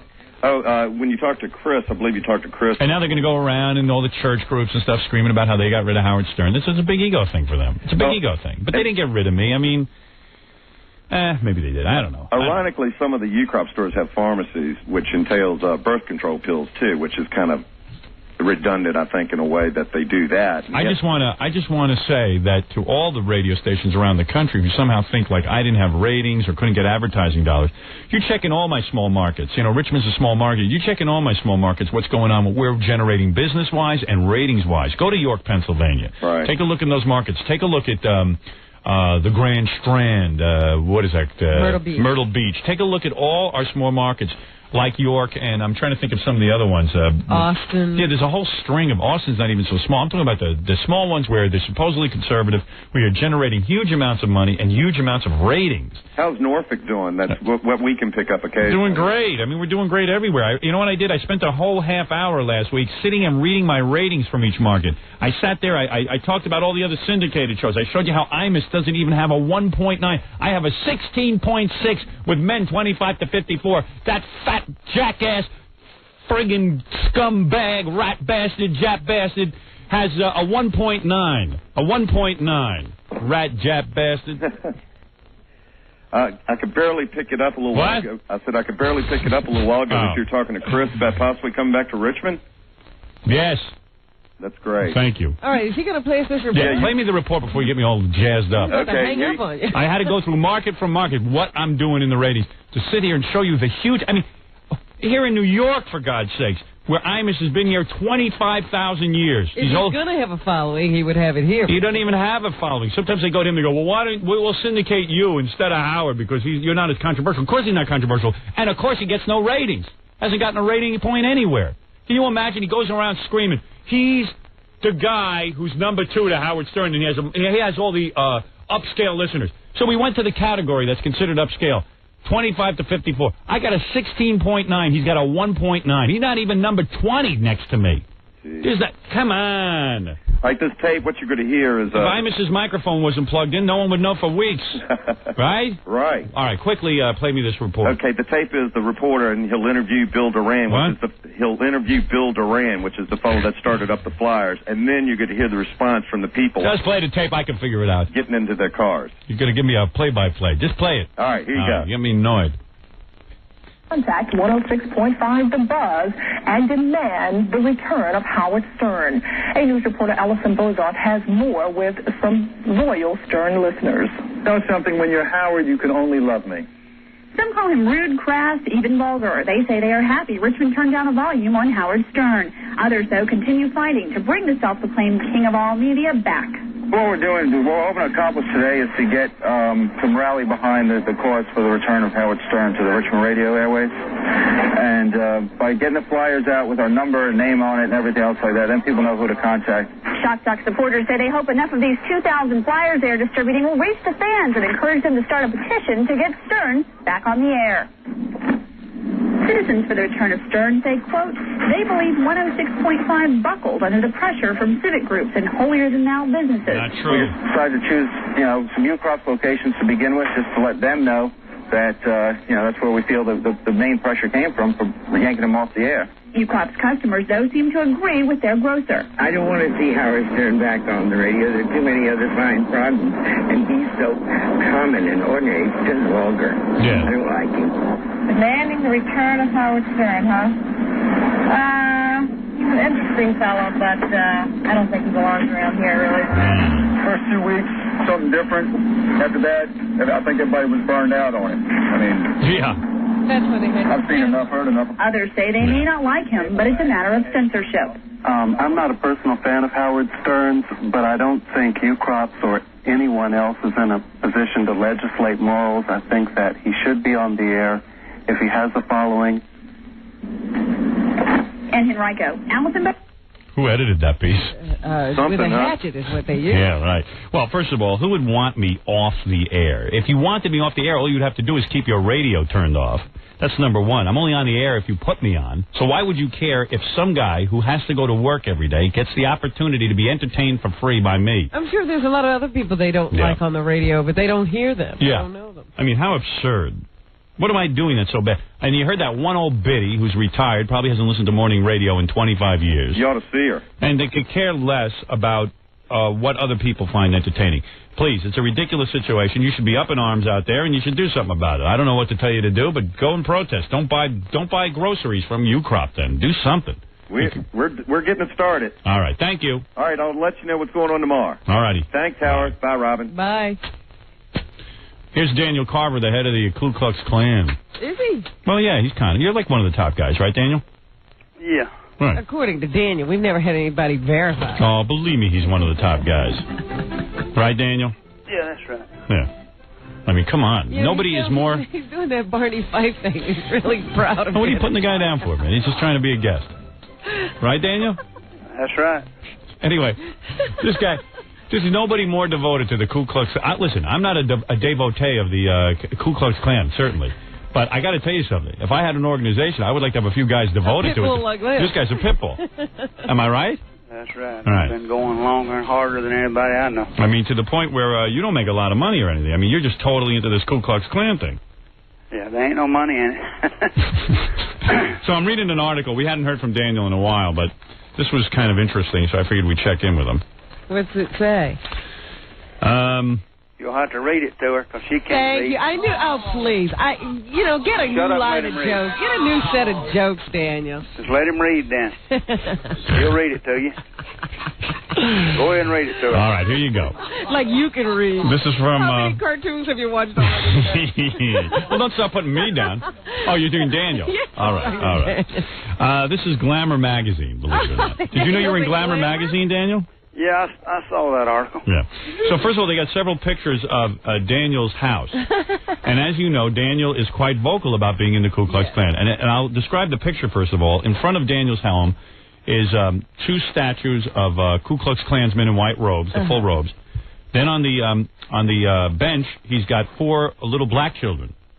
Are those statues. Cement statues? Cement statues, which Daniel calls cement niggers, is what he calls them. And one of the kids' heads is chopped off. Oh, dear. What does that mean, Daniel? I don't know. What does that mean, Daniel? That means somebody come riding by and didn't like it and knocked his head off. Oh. And then he has three little tiny black people here on the grass, as you can see. And then he has a bunch of signs on his lawn.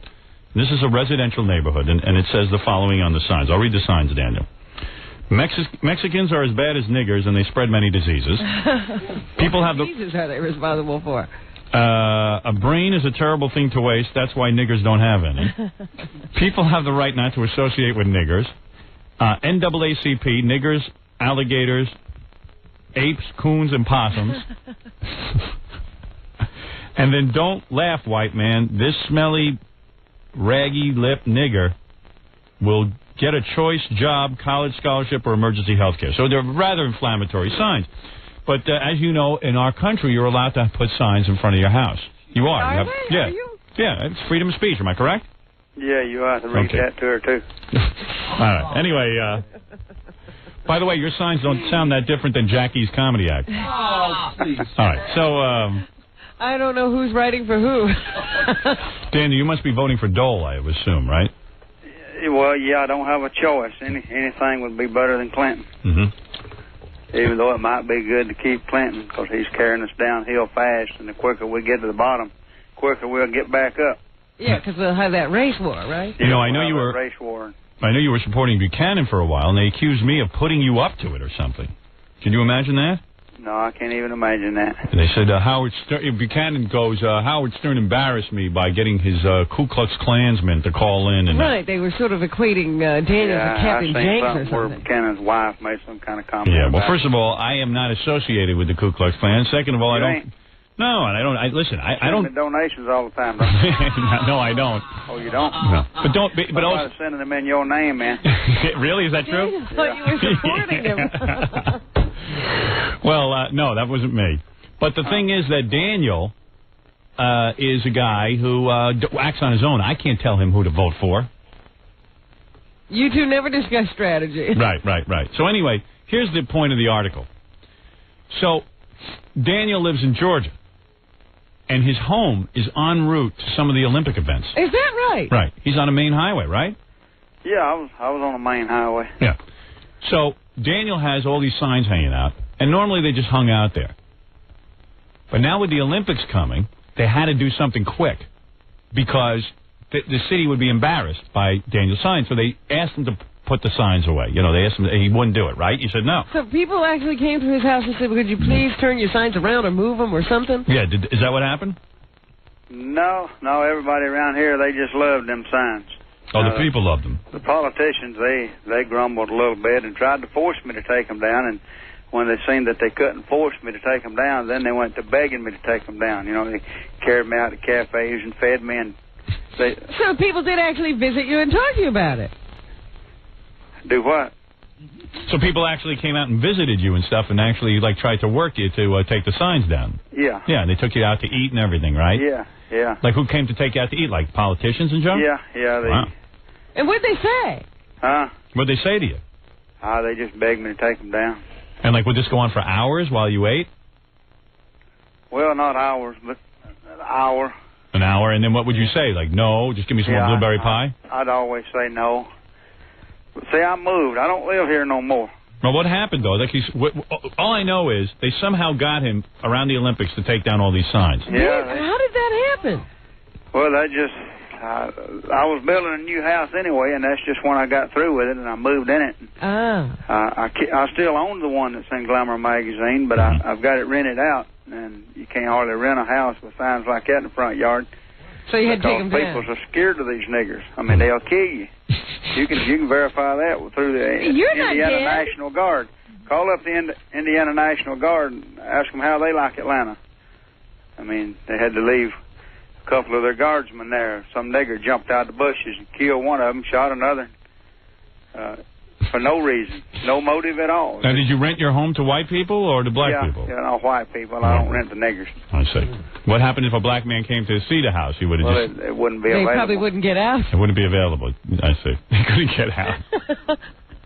I bet you there's some black guys. You get niggers and you find real black people. I bet you there's some black guys you like, though. You know, there's got to be a couple of black guys you like. Yeah, they stayed in Africa. Oh, I see. Hey, wait, there's a guy on the phone. He's all angry. He's an ex-Black Panther. He wants to yell at you. Hold on. No. Well, Daniel will talk. There ain't no such thing as Black Panther. Hold on. They died. Is this Abdul? Yes, it is. Abdul, you say that, what do you want to say to Daniel? I want to tell Daniel he ain't nothing but a white boy hiding behind a sheet. Why don't you lower your radio? We can't hear you. I want to tell him he ain't nothing but a white boy hiding behind a sheet. And it is to come Yeah, down tell a that week, nigger I'm hid real good with all them signs in my yard. That white boy ain't been on every TV program they are. I'm really hid. The Crips can take them boys over. Klans, don't nobody fear no Klans. Well, he says that he's not hiding behind a sheet, that he actually has signs in front of his house pointing out where he lives. Yeah, tell him, the signs is out there in the country. Tell him to come close to the city with them signs. No, I'm right on the main highway. We'll take that sign and stick it up his butt. Well, he's right I was right on the main highway. Plus that, I've been on every TV talk show there is. Daniel, you ain't nothing but a chump, man. You're a sissy. Well, what can I say? Yeah, but I'm white. You a nigger. You can't Your mammy a that. nigger. Your mama was a nigger, and I know because I had her. I know it. And your sister loved niggers. Yeah, okay. Yeah, well, that's right. I guess you two just disagree. And Daniel, if I ever see you in the street, I'm going to knock you out, man. Violence. I'm going to knock you out. Violence. Ain't violence. You nigger.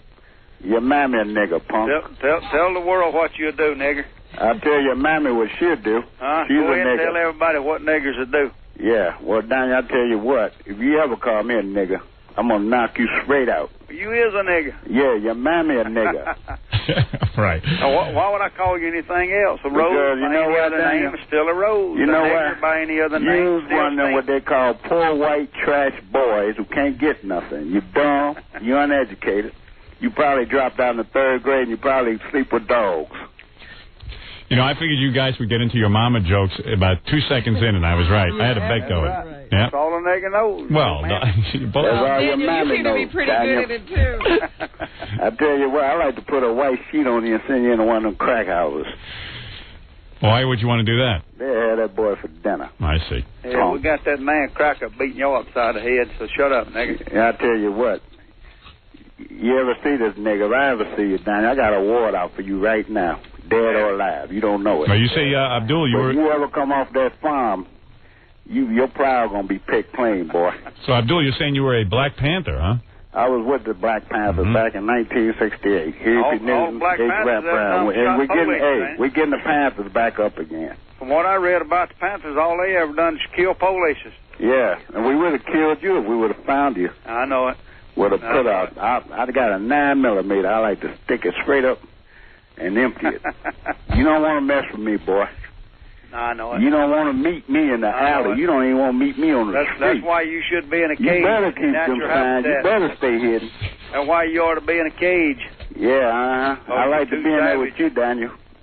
You be a Maytag fag when you come out of there. I love listening to you. I could listen to you guys all day. Maytag faggot. And that's all you is, Daniel. What is that? And I tell you what. Won't you go back to Africa where you can live? There's one nigga you don't want to mess with, boy.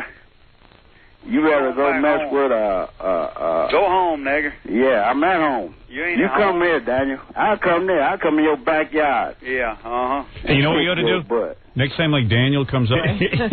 Daniel know where to stay. Daniel knows. The airwaves is your best waves, Daniel. Because if you ever step in the streets of New York or anywhere, and I'm knocking you all out. Over New York, nigger. Yeah, your mammy is a southern nigger. What you do, nigger? And your grandmama's a nigger, too. What you do, sell me some dope?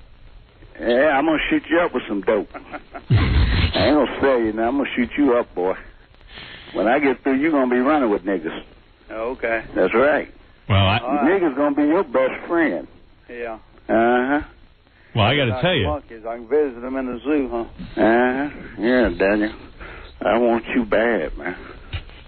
I'm standing here now. You don't want me bad enough to come down here. I got my 9mm. I'm locked and loaded. You don't want me bad enough to come down here after me, though, do you? Daniel, I was down there, punk. You didn't come out your farm. I'm the one who was standing outside your gate. Yeah. With signs in the papers and magazines. I'm the nigga all black with a black ham, a black boot. Show you the way. Standing outside your gate, Daniel. You ought to brought a white man. Daniel, you don't shake no leaves on this tree. This ain't 1950. This is 1996. And I tell you what, brothers is loaded, and we ready. So anytime one of you punk Klansmen want to come down in the hood and talk this silly mess, I tell you what, when them shells get through coming at you, you going to run past that little farmhouse you got out there. Just going to get me. You better go sleep with your sheep and leave me alone. Get me, going to get all white people. You better go sleep with your sheep. That's what you better do. You better off sleeping with a sheep, Daniel. Well, there's nothing better than listening to two guys argue. Yeah, let him go poke needle in his arm. Punk-ass hillbilly, redneck. Go poke a needle in your arm, nigger. You redneck dog.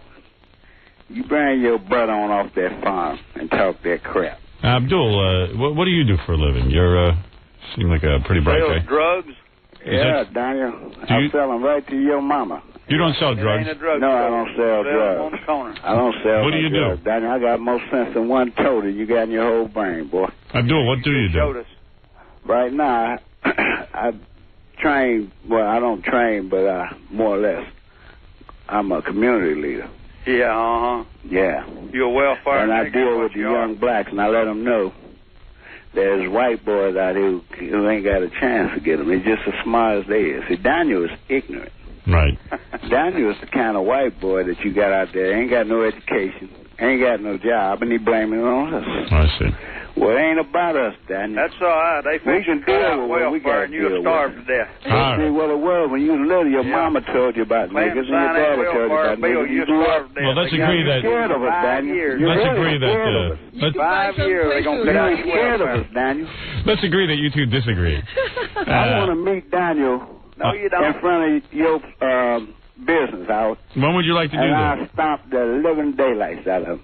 That's illegal, nigger. Yeah, it'll be illegal. This one nigga you don't want to. Daniel, you know what? That's the only word you know, but... What about I put you two in a movie?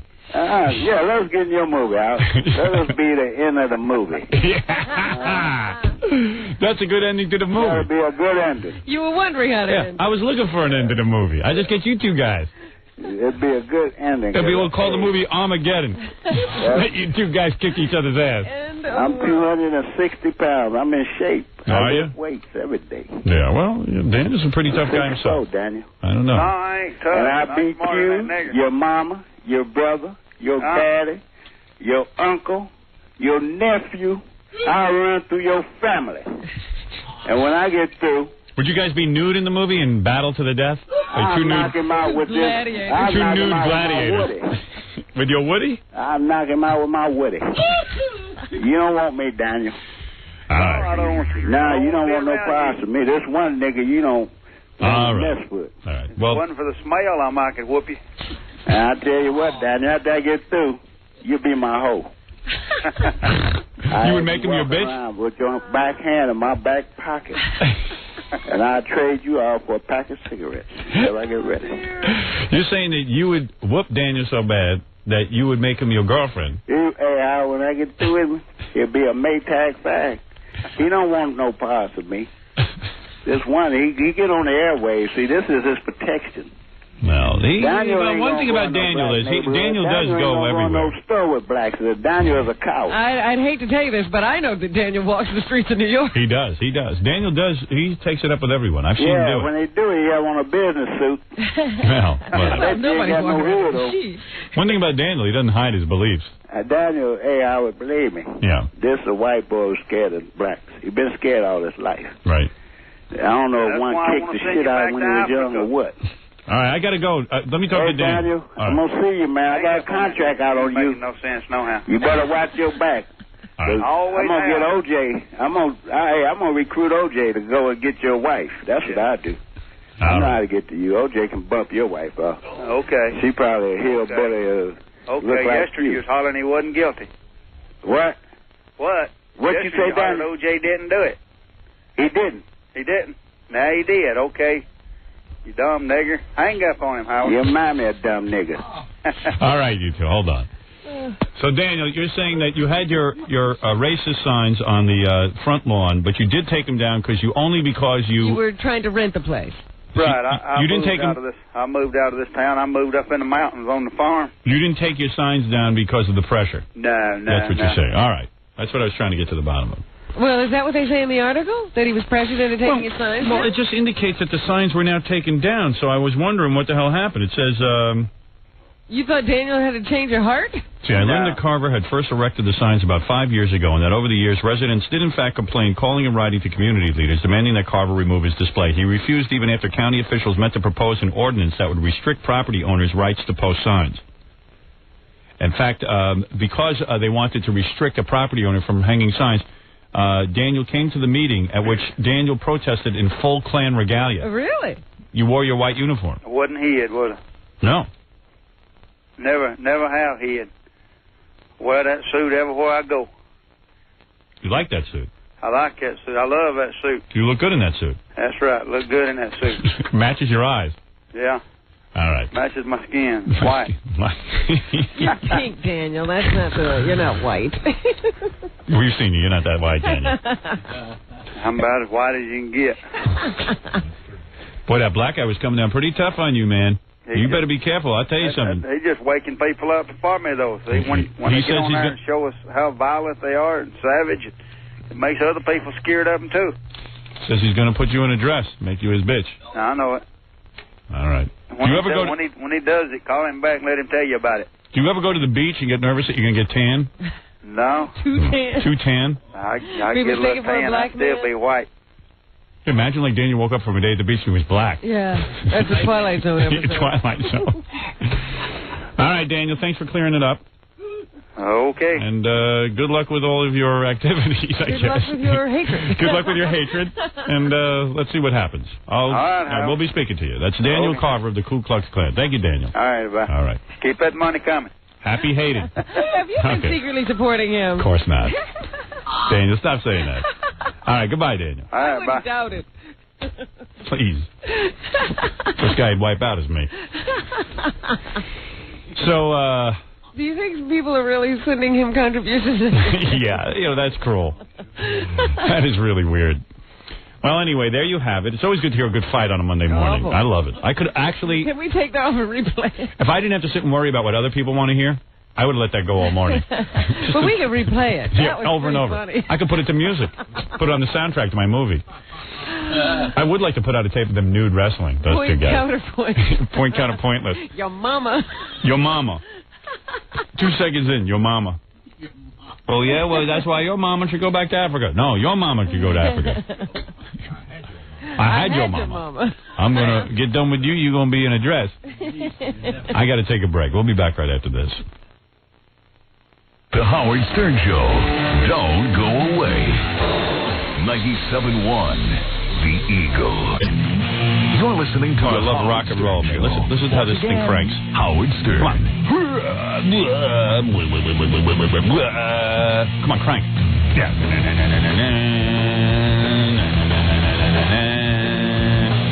This is the kind of music you shake your brain loose. Yeah. Yeah, you can shake your head loose. Okay, my wife's on the phone now. You can. I can grill her. You can grill her. Hi, honey. Hi. We were having this. I was telling Robin about my weekend. Yeah, we weren't having a discussion. You were telling me. I was telling Robin about the weekend. Yeah. And I was talking about our sexual activity and how I got you screaming. Am I getting better and better? What? Have I not been great? I think I'm getting better. No, I don't think you've changed. I really don't even think my wife has How come I changed. can hardly hear her? I don't know. Something's going on with your... How come that guy on the phone couldn't hear you before either? I don't know. Hear who? Robin. I hear Robin. You hear her? Anyway, so I was talking... Wonderful. Yeah, I came home like Friday night. But I think I'm terrific too. You're not that great. But Friday night... You're great. You're just so complimentary. No, Friday night and Saturday night, you know, I haven't been masturbating at all. For some reason. Ever since I started the movie, I stopped masturbating. Well, number one, you're not in a safe place. Right. That could be it. Well, yeah, I mean... People could, like, walk in at any time. No. You never know when you're going to get interrupted. No, I'm alone. It's not the same. Yeah. You think I'm like a dog? Yeah. No, but even when I'm home. But even when I'm home, I'm not masturbating. But you haven't been home in so long and you're so tired or whatever. I've been coming home a lot. He's home all the time. I am. Oh, she's complaining again. Yeah. No. So anyway, I came home. I'm saying it in a negative way, but... I came home on Friday night. Friday night, you said. And I did her. And I did her Saturday night. Howard, that's not a way to... And Saturday night, we did, what do you call that? You know. We went privacy? head to toe. No privacy? Well, what he said to me, the reason we're calling... We did 68 plus 1. So, and tell Robin how you were screaming. Were you like screaming? What were you screaming? Allison, you got to admit, I know how to touch a woman, don't I? Do I know how to touch a woman? Howard. It's almost like I have a vagina. You know, you didn't mention the vibrator.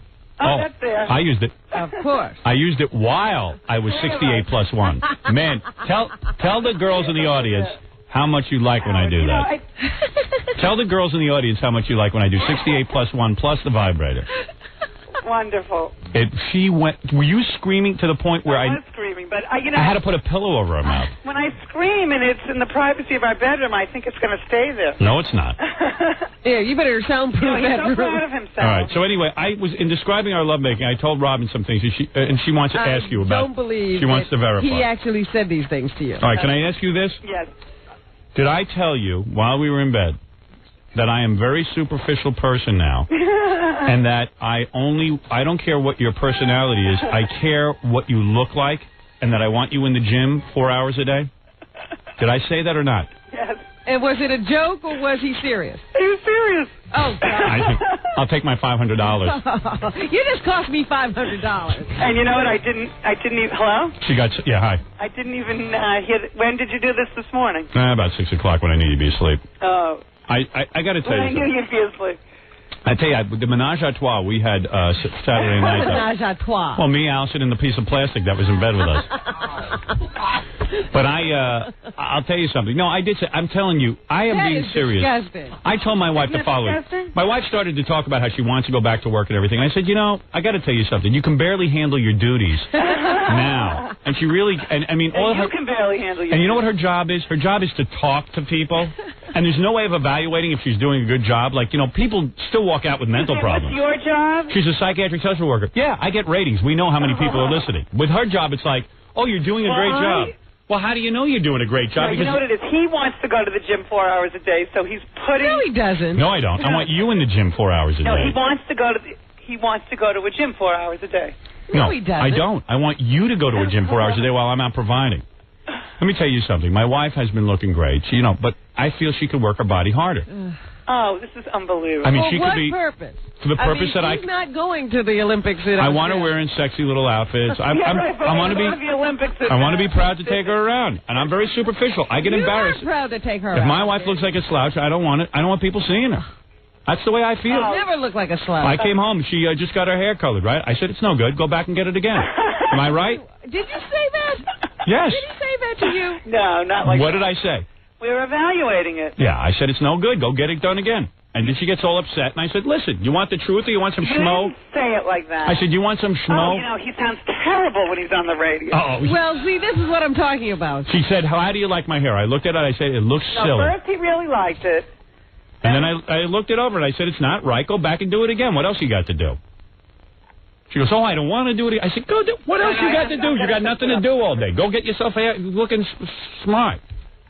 Get it redone or buy a hat. Do something. And then I go through magazines and I pick out outfits for her to buy. She don't go out and run out. And he did that, too. He gave you a Sassy magazine? He gave me Sassy. Oh. I said, dress like this. I said, that's what the kids are dressing like right now. And what did I say? You could dress like the kids. Yeah. I told you, Robin, I don't make this stuff up. What do you think? I could write new material for the show? I just said to him after he told me all this stuff, and she's still with you? Yeah. Listen, I'm a very opinionated guy. You're a ridiculous guy. I have opinions. You know what it is? He says it in such a different way. See, this is what I said. I said, this is not said seriously. Oh. This is said as like joke. Then why does my wife either start crying or say, I don't want to talk to you anymore. I want you out of the bedroom. Now you've turned me off. My wife gets turned off at the most bizarre things. I'm laying in bed with my wife the other morning, right? I mean, the other night. Hold on a minute. Please tell the kids to Got calm a down. crisis. Yeah. I'm laying in bed with my wife the other night. Oh, boy. Ashley is the most difficult child in the world. Well, you had two good ones. I know. My 3-year-old is, like, incredibly impossible. Why? She's just so damn opinionated. Like? I said to anyone else we know? They ought to give her a tranquilizer. Give who a tranquilizer? Ashley. She really is opinionated. So anyway, and she doesn't sleep. My wife doesn't know how to train the kids to sleep. She couldn't do it with any of them. She always ends up giving in to them. They wake up at 3 in the morning. You're supposed to let them stay in the bed and cry. My wife goes running in, and then the kids up till 5 in the morning running around the house, and she doesn't get any sleep. Does she sleep during the day? I don't know. No, yeah, she does. Figure it out. She sleeps in shifts. She's taking catnap. Yeah. Not looking. So anyway, I'm laying in bed, and I say to my wife the other day, she goes out with her friend, right? Her friend Beth. Uh-huh. So Beth's in the house. I'm looking over. Beth's wearing a little mini skirt and stuff, and Beth looked pretty good. She has shorts on. You know, whatever that was. Cool-ats.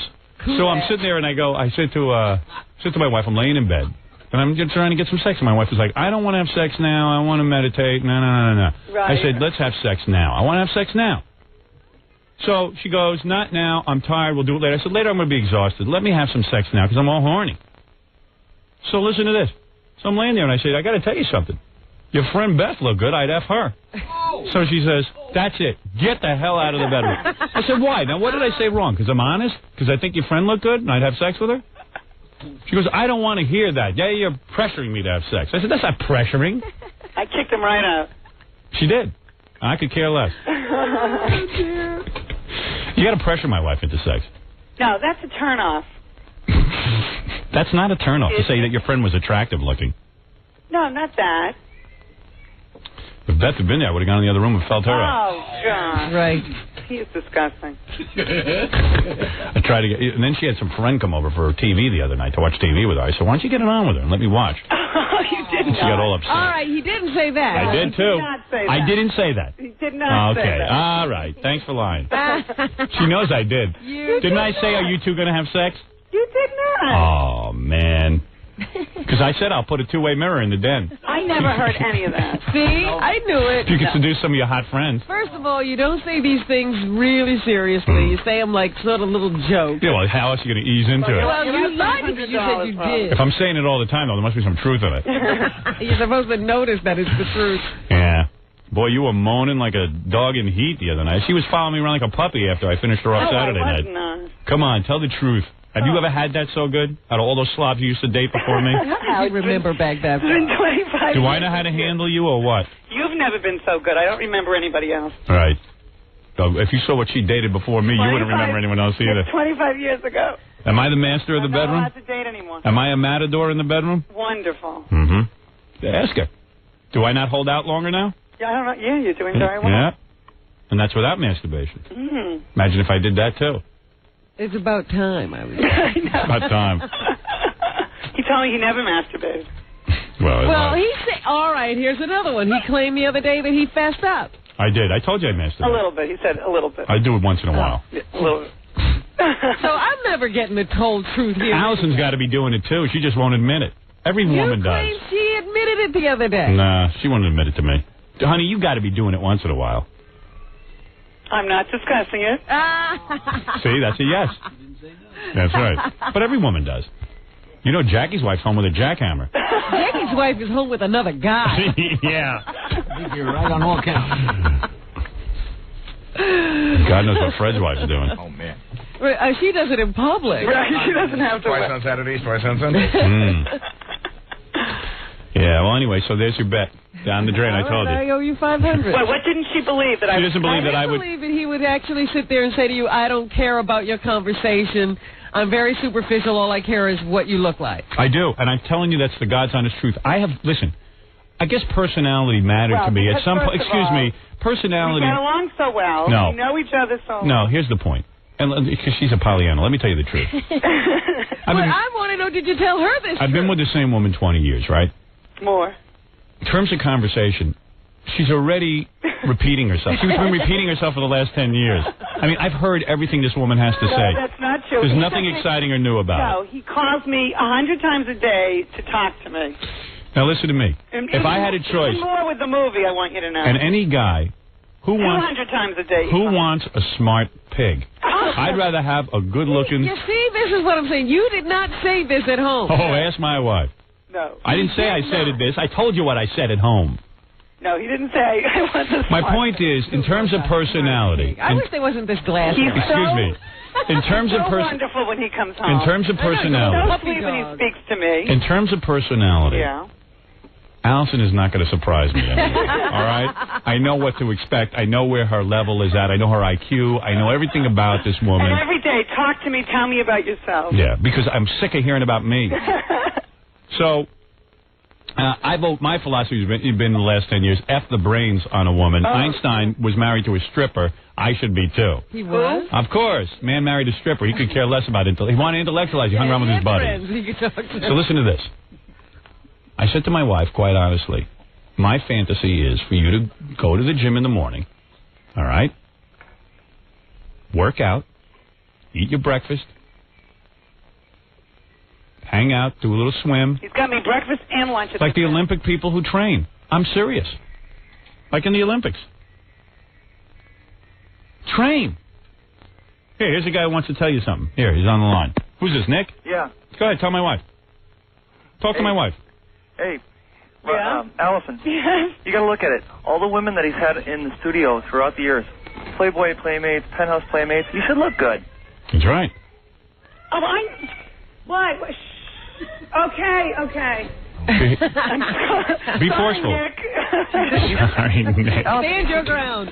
No, he's right. I mean, I get exposed to a lot of Tukey comes on to me. So he, I really still don't believe that he's actually saying this stuff at home. I'm telling you, I am. I want my wife working out. I don't want to get. Not the way you said. My wife gets a job. She sits on her tuchus all day, exhausted. I want her in the gym. Yeah, she should look good. Right. She does look good. But she could always look better. And I see her naked. I mean, there are things that can be improved. And he is wonderful. No, I'm not wonderful. I'm not making a living. You have nothing to improve. You got to admit, though, I'm pretty. In TV and media and everything. Right. He's going to be a multi-millionaire with movies. Right. And then you got people like Steve who says he rips them off. Right. Thank you. Hey, Howard. Yeah. Hey, when you come to Chicago, are you going to hold a barbecue? Carl? This is going to be worse than that. I'm going to fist his daddy's skull. I can't wait. I'm going to love it. Because his daddy is embarrassed by him because he rips me off. I'm really his daddy. When I father somebody's personality, I become his daddy. So the fist will be in his dead daddy's skull. Okay? Yeah. And then Jackie's going to have sex with the skull on stage. Hey, rip on Jackie for Jokeland because it seems like... Well, Allison, the guy had a point, but he got off it. Right. All right, honey. Okay. Seriously. Listen, Howard, I know what I have to do in terms of I wanted to buy new. You know what? I was I was shooting yesterday in Hackensack, right next to a negligee store. I didn't have time to run in. Yeah, why didn't you go buy a new outfit? I want all new nightgowns when I come home. This is too much pressure. Remember those shoes I showed you that Goldie Hawn was wearing in the National Enquirer? I want you to get those. This is too much pressure. All right, go ahead. She's cracking. Exercise and shop. That's what you have to do. I told her I'm going to send her out with Penthouse Pets to learn how to shop. Oh, how many husbands say, just go out and shop and exercise? Lots of husbands do. They do? Yes. I see all the women on Madison Avenue. Hey, so you know what? I told my wife, man, I'm very shallow. I've changed in the last 10 years. Did he really say that? I swear. That he really did say. And he was serious. He was. Yeah, I said I'm really... He said to you, I don't care about your personality. I don't care. I know he does, because I know... I said to her, I am a superficial man. I don't care what you have to say. See, my point, though, is Allison doesn't believe you. She does. No, she doesn't. Al, was I kidding? No. I told her what I want. I don't care. She doesn't believe you. That's why she said Well, yeah, you're right, Robin. I believe him to a degree, but I know you don't really believe it. I'm being serious. The other part down so well that it doesn't even matter. Right. Personality, you got covered. I got no beef with your person. I could date Hitler with a personality of Hitler as long as it looks good. He's sitting here saying you could have a marble in your head for a You want to know how I know I'm telling the truth? He doesn't care anymore. When I'm hanging around with some of these strippers and stuff, they seem as fascinating as my wife. So what can I tell you? You should hear the conversation. Let me tell you, it is Big deal. Big deal. I love the way you look. You're right. I love the way you that look. Seems to be you talk about reruns. Here's a guy who wants to say something. This is Rick. Rick, you're on the air. Yes, Rick. What can I say, Rick? Rick! Goddamn Rick. You rat bastard. You ruined my show. He's even more superficial. Rick, can I talk to you? Rick, can you wake up, pal? Hey, I'm awake. What do you want to say, quickly? Hey, I just want to tell you, what you talking about being nice with your old lady, you got to understand something. You don't even admit to her that you masturbate, man, that you masturbate. I told her I do once in a while. Oh, yeah, once in a while. Howard, yeah. this is the cow, man, the king of all women. You know what I'm saying? Yeah, well, let me tell you something. Hey. I'm a real man. I'm not some homo who stands around and does perverted sexual acts in front of my wife. No, I'm not talking about standing around doing it in front. Oh, please. I'm not doing that in front of my wife. Get rid of you. You're supposed to wear a raincoat, too? When I'm with my wife, let her do something to me. My wife's good with her hands, though. I'll tell her that. I always compliment you on that. Really? Still got to watch the teeth. I do not. Cover up. But she's good. I rest my case. Won't let me near that butt, though, I'll tell you that. Oh. Right, honey? What? Won't let me near that butt. Howard. That's still forbidden territory. Oh, boy. You haven't been married long enough for that. Yeah, I got to go another 20. I got to do another 20 before I get near that. You'd think there was gold in there. You got to pay your dues. But you're so superficial, I can't imagine that would interest you now. How long is it going to take you to get good at the oral thing? What do you mean? Sometimes she messes that up. Oh, that's not true. You have not said that at all. Now you're not. What, if Jackie wrote that down? You're not even talking. No. I'm talking to you from the heart. Jackie don't know what's going on in my bedroom. But I tried the butt this weekend, but that wasn't going anywhere. She said, "What did you say to me?" She says, "Oh boy, not now." I said, "Not now. I'm waiting 20 years for that." Not now. Her butt's sealed up like a Barbie doll. I'm telling you the truth. Here's Sue. Well, I don't even know if I owe you $500 because she doesn't believe it. Okay. No, he did say it. I have to admit. This is Sue. What is it, Sue? Hi, Howard. How are you? How are you, honey? Howard, let me just tell you, I've been Could you talk a little louder? Yeah, Allison's trying to understand you. Oh, Allison, honey, I'm so... Listen to me. I've been there between 40 and 45 years old. You know what's going to happen, Howard? You're going to get her into shape. She's not going to want you. I started dating all my son's friends. I started sleeping with all these young guys. Whoa, where is it? Your husband told you to get in shape? I did it. And you started cheating on your husband as soon as you got in shape? I just started, it wasn't, it was just like a gift to me. Yeah, what do you want to be with that old guy for? Yeah, exactly. Well, listen, I'll tell you something. I have no fear about that. My wife will never find another sucker as big as me. She doesn't have to. You don't want. No, you don't understand. That's not what you want. You get like a guy. I tell you what, honey. I'll take my chances, okay? I'd rather get her into the shape and see how well I can hold on to her. Allison, she ain't going anywhere. Right, I think he feels a little too secure with me. Yeah. I think so. She ain't going anywhere, believe me. She's on the gravy train. What he says, he must. Honey, she's on the gravy train. I know that she is. But Allison, just let me tell you something. If you get into shape, you're just going to have to stay in the house then, because anything that looks at you, you're going to respond to. You can't just go around looking this way. I mean, I spent my 20th wedding anniversary with a lifeguard. I mean, it was ridiculous. That sounds like fun. I'll worry about it when the time comes. When she's in shape, I'll lock her up. You'd be like Burt Reynolds and Lonnie. Allison, You're a whore, honey. My wife isn't. Oh, no. You wait. You'll see. Yeah, we'll see. You sound like a real slut. You well, finally... you really enjoy talking to me. Well, I don't know. Goodbye. I'm not talking to you now. Big pig. Thanks for the advice. Meanwhile, she's a pig. Probably goes out with bums. Probably sleeps with bums. Well, that's exactly what it is. The lifeguards she's sleeping with. I'm watching a movie. Another guy who could support her. 1:30 this morning, I wake up. I'm watching HBO. Because I was able to watch in bed because I threw my wife out of the bedroom. Oh, God. She wakes me up. So I watching a movie, Anthony Quinn and Kevin Costner. Oh, that one. And Anthony Quinn's got this hot wife, but he's 190 years old. What was that called? Who cares? It was the worst movie I ever saw. But meanwhile... Horrible. With Rachel Ward? Right. And let me tell you something. Kevin Costner starts messing around with his wife. Anthony Quinn, cut off the dog's head. Cut off Kevin Costner's dog's head. And that's what I'll do to your boyfriend if you ever cheat on me. How's that? You talking to me? Yeah, who else? All right. All right, honey. All right. I got to go. Make sure it's a guy with a dog. Yeah, make sure he doesn't have a dog. I have to protect him now. If you get hot, I'll worry about you cheating. Right. She looks pretty damn good, though. I'll give her that. She looks great. Goddamn good. So leave her alone, you and That's your right. crazy. Leave me alone. Thanks, Rob. I'm going for the butt. Watch out. 20 more years. Did you hear what I said? 20 more years. Get it ready. 20 more. Do whatever you have to do to get it ready, but get it ready. On that one. All right. Good day. Goodbye. Bye. I don't even want to go there. Oh, shut up. God knows what's going on. There. All right, I got to take a break. I guess I owe you $500, you stupid person. Wow. Yeah. You couldn't believe I'm such an idiot that I say stuff like that. You stupid idiot. Stupid idiot. Never bet on my idiocy. Trust me. All right, let's take a break. And I'll let you off the hook this time. Because it was a dumb bet. All right. All right, and we'll be back right after this. You're listening to The Howard Stern Show.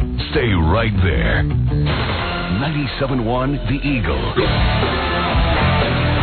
We're back with The Howard Stern Show. Here's Howard. Yeah. I received some faxes here that I wanted to go over with you. I carry around a briefcase, a metal briefcase full of material, things that I want to talk about on the air. And, of course, I never get to any of it.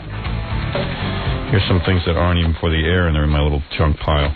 I'll put those away. Hold on. I'm going through all the mail here that I want to read to you, and then I'll interview O.J. Because that's always fun to see what's on O.J.'s mind. And I do want to announce to the people in the park that I got Blaze back. Yeah, I should mention that Robin came in here during the commercials and confessed to me. She says, look, I better fess up to this before people start calling in because there were a lot of witnesses. Robin fell off her horse in Central Park again, and that's the one she just purchased, Blaze, and the horse ran away. It left her on the ground and ran away. Well, it dragged me for a little while. Much like her former assistants, the horse ran out on her, too. Well, yeah, so what happened? You were, what? What do they call that? Jogging, whatever they call that? Cantering. Cantering. Yeah, my mitzvah, Howard, like that kind of cantering. So, you were cantering, yes? Yes, I was cantering along. And did you have your whole riding outfit on? All proud of yourself? My pants on and a T-shirt. Did you have the hat?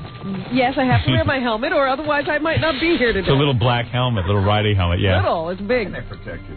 Oh, to me it's little. Next to your breast, everything was little. I my head and everything. So what happened? So you were cantering along. We were cantering along. Were like people like saying, hello, Robin? Oh, that happens. Yeah. I hear like, hello. I see her waving, and that's how she fell in. Hello. Were you distracted? Thank God it wasn't bad. I see. So you were riding along in Central Park.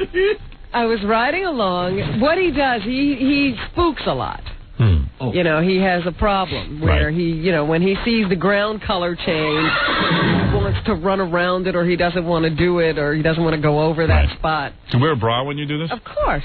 You should put a hard hat over your bra. I don't want those getting damaged. I don't care about your head. If there's a down fence, he wants to spook. If there's a break in the bushes, does that have something to do with the person riding the horse? No, it doesn't have anything to do with. Well, why did you buy a horse like this?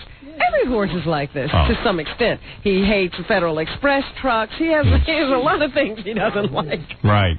So anyway, I've been working with him to make him listen to me and disregard what he thinks is a problem. Oh, boy. And so that's this is interesting. This is what you're good at, isn't it? So that's what we were working on, and I guess he had had a little too much yesterday, because just before this, he had done this at a certain point in the park, and I turned him around, walked back, and made him go over that spot again. Right. The right way. And then when we... All right, well, wait a second. Let's cut to the chase. Wait a minute, because the police were, like, standing there going, you having trouble handling that beast? Really? So you were having trouble, and no, then... I wasn't having trouble. I was just doing this. So anyway, then the next time it occurred, we were cantering, and he started to run off the trail because he saw a little mud spot. And... Boy. I decided to give him a little bit of a correction, so I put my leg on him more, and I put the stick, the whip, the whatever, the crop, against his shoulder, and then he completely revolted. And did he bolt up like... He ran up the hill, tossed himself around. And threw you. And I came off, yeah. And then... And where'd you land, on your head? I don't even remember. I think I landed on my butt. Oh, you're insane. And then he dragged me for a little way. He dragged you? How did he drag you? Was your foot caught in his stirrup? No, I was holding onto the reins, so I finally had to let go because he wasn't going to... I didn't want to... What are you doing out there? Are you insane? It was so funny because when And everyone was looking? Oh, God, yes. Everybody was like, are you okay? Are you okay? And I was like, leave me alone. They're like Chris Reeve. Chris Reeve Jr. I was reading on the Internet. They have this bet going on the Internet. About what? It's a death pool about which one of us will die first. And everyone to a person said... Robin is going to be thrown by Blaze, and that's going to be it. She could have really gotten hurt, right? Yeah, but I millions of big rocks and stuff. Couldn't you? Sure. I could have landed on anything, but I landed on the grass. Good for you. Oh, man. So anyway, when I got home, there was dirt inside my clothes. Really? From being dragged, I guess all this lucky dirt got inside the pants and everywhere. It was even in my underwear. I'm glad you came clean and told us about it. But the funny part was that then he ran away. And all these people were just sort of like walking around and, like, are you okay? Everybody was calling 911. Meanwhile, how much money you got tied up in that horse that he ran away? And how did they get the horse back? He just stopped running after a while, and somebody just held on to him. Wow. But how'd you get home? Did you get back on and run him out? I got back on him and made him go around the park again. Right. Good for you. Again. And he threw you again. I saw this little old woman. She said, you're my inspiration. I can't believe your courage. Are you bruised anywhere now? This little old woman said to me that the horse headed straight for her and she died behind some bushes. Wow. Well, at least he came clean, because if he kept that quiet, it would have come out. And then I want to thank the funny guy who, after he saw me fall off the horse and saw the horse run away, said, so Robin, is that the new horse you bought? Good purchase. What did that thing cost you, by the way? I figure about 10 G's, huh? Not quite that much. 7,500? Good guess. Good guess? Yeah. But what's it cost to feed him every week? He's an absolutely beautiful horse. I'm sure. Absolutely beautiful. You should see him before he runs away. Right. I wonder if he would run away and never come back. Where's he going to go in? Where your assistant goes. You never found her either. Same place she went. We'll be holed up in the same Captured place. by aliens. Robin keeps hiring these assistants. What are you on, your third one now? Fourth one? We never got to the bottom of it. And they all run away. And they either cry and leave. Not every one of them has run away. How dare you? Of course it's their fault. Wow. All right, anyway, here's some facts I want to share with you. Let's just jump topics here. There was a report yesterday about Muhammad Ali at the Olympics getting a gold medal for the one he lost in 1960. I, by the way, am against this. Cassius Clay... what do you care? What? What do you care? I care about who get... First of all, they did a report. And Cassius Clay, I'll tell you how he lost his gold medal. The guy got a gold medal in 1960-something. Something. Okay? And what happened was, he was so proud of this gold medal, he says, this is going to bring the races together, me getting a gold medal. So I guess he went down south or something, right after he won the gold medal, and him and his buddy got into some guy called him a nigger, and he got into a fight with a guy. Who knows what happened? But he became very disillusioned about the country. Can you imagine? Yeah, he became disillusioned, so he threw away. He went to a lake and tossed his gold medal into a lake. Now, that's horrid. Now, let me tell you something. You want to toss your gold medal into a lake. Listen, when you win a gold medal, it's yours. You do what you want with it. Like, if I was lucky enough to win an Oscar, which I think I will. You're never going to toss it. I'm not going to toss it. If I'm mad at America, why should I toss my Oscar? Well, he was representing the country. He wasn't representing himself, don't you remember? Something tells me he thought it would float. So anyway, this Cassius Clay goes ahead and does this. That's his business, and I got nothing to say about that. But there are tons of Olympians throughout history who, for one reason or another, do something dumb with their gold medal and never get it back. Why should Cassius Clay get his gold medal back? Now, let me tell you something. I can't believe you object to this. Now, let me tell you why I object to it. There were several reports of various people. Carl Lewis, for example, when he won one of his gold medals, his first gold medal or something, his father died. He decided to bury his gold medal with his dead daddy. Mm-hmm. And he said, Dad, don't worry, I'm going to win plenty more, and which he did, so fine. Somewhere in there, in Carl Lewis's daddy's casket, is this gold medal. Right. Then they had another guy who became a drug addict, and he pawned his gold medal. Okay. All right? That's his business. You can't go give him another gold medal. That's a stupid reason to lose your gold medal. That's a stupid reason. You do it, you suffer the consequences. There's another guy, they said, he took his gold medal, he lent it to the movies. Now, here's a guy, if someone deserves to get a gold medal back again, he lent it to a guy making a movie. They were going to make he deserve it back? I'll tell you why. To make a copy of it. They were going to make a copy. Yes. They accidentally, I don't know what movie this made. It must have been an Ed Wood film or a John Landis film. The same guy who, with Vic Morrow's head, chopped it off. Right. It must have been a John Landis film. Because, what attention he pays to detail. So, don't worry, Vic, you can trust your director. That was his last words. He lent it to them and said, make a copy of it. They want to make a copy. They melted down the real gold medal. All right? That was stupid, too. All right, it was stupid. Don't lend out your gold medal. You want to keep it. There was another guy who got caught up in the moment of the Olympics. I guess there was someone at the Olympics volunteering who was handicapped, emotionally retarded, or some crap like this. Whatever. Somebody who had a big problem. And the Olympiad saw this person. They were hanging around. And he handed them the gold medal, which is dumb, because if you're going to go hand out everything you got to people who need it. That would be the Olympian, not the Olympiad. Yeah, whatever. I guess the guy woke up sober and kicked himself in the balls. But later, but who knows? That's his problem. Then there's another guy that was saying, even when you have this gold medal, what do you do with the goddamn gold medal? Because he even said, I want to keep it in my house, but everyone tells me it'll be stolen.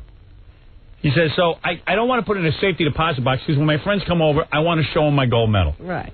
So what he does is he keeps it in his sock drawer. He announces on TV. So now I know where his gold medal is. It's in the sock drawer, I guess, with his rubbers. That's where I keep my rubbers.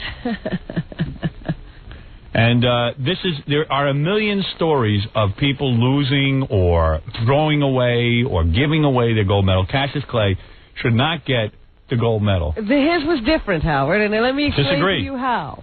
He did live in a different world at that time. He had gone out to represent his country, and when he came home, he found that he wasn't treated like a regular human being. He was there to represent everyone, and there were still people. He didn't lose it. Were disgusted. He threw it off a bridge. He was a young man. He became disillusioned with his whole country as a result, and he threw away the symbol of his representation. He threw it off a bridge. Let me just correct something. He threw it off a bridge. Yes. How come when he won the heavyweight title, he didn't throw his belt off a bridge? Yeah, exactly. Because that was his personal That's a made-up story. Had nothing to do with I'll tell you what he did. He was looking for publicity, and he was cavalier and an angry guy, and he threw his thing in the river, and screw him. Cassius Clay don't deserve any goddamn another gold medal. He made a mistake. What? It doesn't matter what you think, because he got one. Let me tell you something. This is a politically correct act. But they don't even really know that the story is true, that he threw it in a river. Who even knows? Exactly. He could have just lost it like anybody else. Here we go. Here's my second facts of the day. Anyway, Cassius Clay got a gold medal. That's all. In drooling. Now listen to this.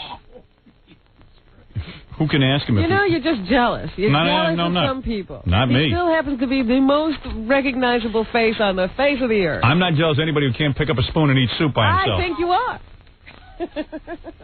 Cassius Clay can do whatever he wants. I think you're jealous. All right, now. If you notice, I still say Cassius Clay. I'm one of the few people. Yes, because he can't hit you and hurt you anymore. That was the name his mother gave him. The whole time during his boxing career, you called him Muhammad Ali. His mommy made him Cassius Clay, and I don't like guys who change their name. Well, you call Fred Eric, don't you? Well, that's an exception. Okay, here's the second fax, which you'll be interested in, Robin. Yes. Oh, I got to take a break. I'm sorry. Let me take my break. I'll read you the second fax, and then I'll interview O.J. Simpson. All right. And ask him what he's been up to right after these words. We'll return to the Howard Stern Show after these messages. 97.1, The Eagle. You're listening to the Howard Stern Show. Once again, Howard Stern. This guy says he saw you in the park on your horse, and then I'll get right to the other faxes and stuff, but he says you didn't tell the story properly. Is this Mark? Yeah, hi, Howard. Yeah, what did you want to tell us real quick? Well, I was in the park yesterday with my wife. We were jogging around the park. Yeah. And all of a sudden we see this horse taking off. Like Robin said, the horse stopped, but it didn't actually stop. It kept on going. It was heading right back to the stable. Yes. Really?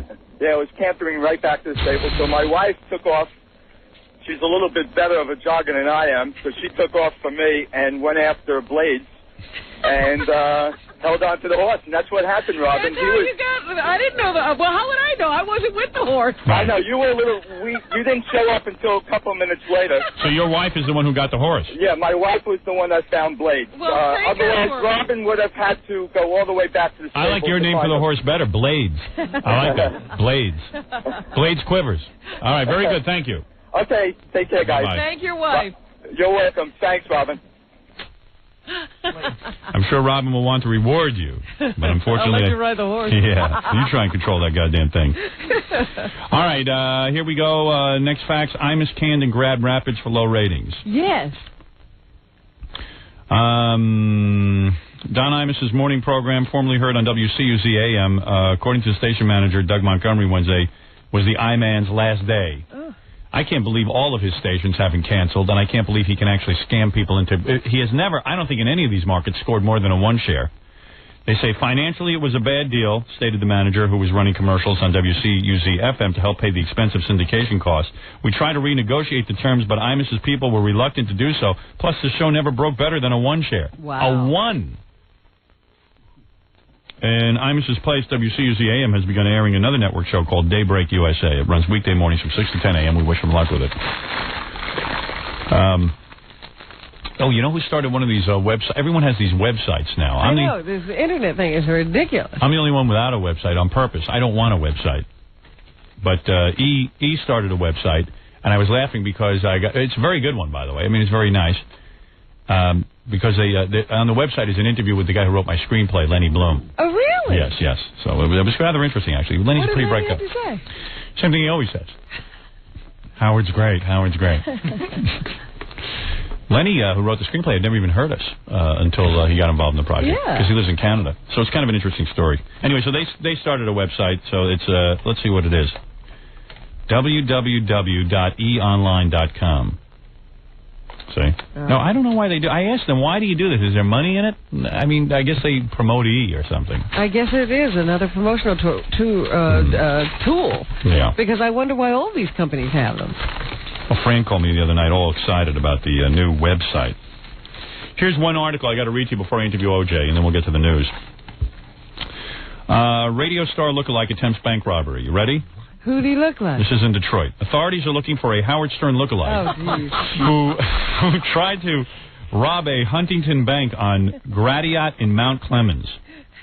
Investigators said a tall, thin man wearing dark sunglasses, a black fake mustache. I don't know what the mustache part is. Well, that was the previous Howard Stern. Yeah, and a long black wig entered the bank around 3:45 p.m. on Monday.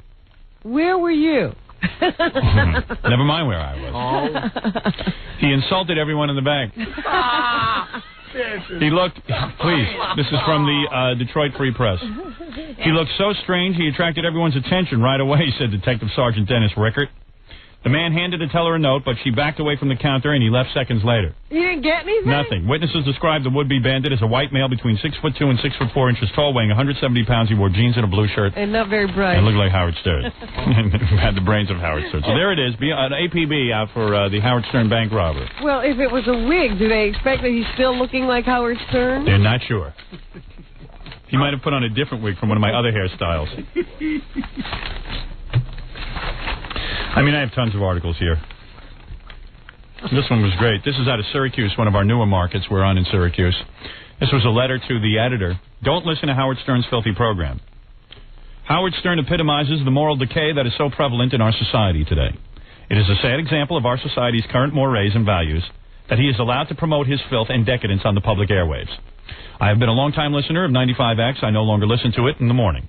I suggest that any listeners who feel as I do, write or call 95X to express your disgust with the current morning program. I also ask any sponsors of 95X to reconsider the sponsorship of such depraved programming. It is time to put an end to the anything-for-a-buck mentality. Society needs to return to the ways of moral decency. I don't know when society had those ways, but evidently they did. Where was that? I missed it. Moral decency and respect have been cast aside by today's regressive society. How's that? So the besmirching of my name, Robin, continues. They just seem to always use you when they want to make an example, a bad example. And all I try to do is help. All I try to do is You're help. a giver. I'm a giver, not a taker. All I've ever tried to do is entertain people on their miserable commute. That's what I maintain. And yet they try to stop me. All right, would you like me to interview O.J.? Why not? What does O.J. have to say these days? He's been out of jail for a while and returned to his, I suppose, what you'd call a normal life. Stuttering John had some guy out there who was going to come in and play something for us, but I can't get a handle on what he's doing out there. And what is going on, Jackie? It's kind of muddy, but you can certainly understand it. It's just you know the guy's just relentless, which is kind of funny. You know the guy who hates Gary, our producer, yes. Baba Booey. He made more phony phone calls to Gary. Oh. Where he just calls Gary a buck-toothed jackass. Right, he gets him on the phone under one premise and then just makes fun of him. So he came up with 4 new ones. And I said to John, listen to the phone calls. If they're good, put the guy on the air. And John can't decide if they're good or not. Oh, he'd need to play them to Gary. So I sent Jackie in. This is why Gary's talented. I sent Jackie in to listen to it, and Jackie doesn't. It could go either way. You know where they're going to go. Like, I don't know. It's good. I mean, bring him in. The guy's relentless. Well, now we got to judge Jackie and John's Why ability don't you go in there on your horse and judge? Well, please. John, can you come in and give me an answer whether this guy... Because I really got to get the news. Bring us one. And give me my O.J. stuff and give me everything. Please. Bring us one. Let us hear it. Right. Want to see a picture of the tattoo I'm putting on my arm? You're not putting any tattoo. Yeah, this is what I've got a scheduled appointment already. Sure. I found the design, and I never could figure out what to put on, but I found it. This is what's going on my arm. You see that? Which one? See the one over here? The thing that looks like 2 F's? Yeah, that's it. It's kind of a tribal thing. What's that? It's kind of tribal. It's just a design. I don't know that it's anything. After all this time? That's what I like. That's what you decided? Yeah. Can you believe it? Boomerang. What do you guys think of that?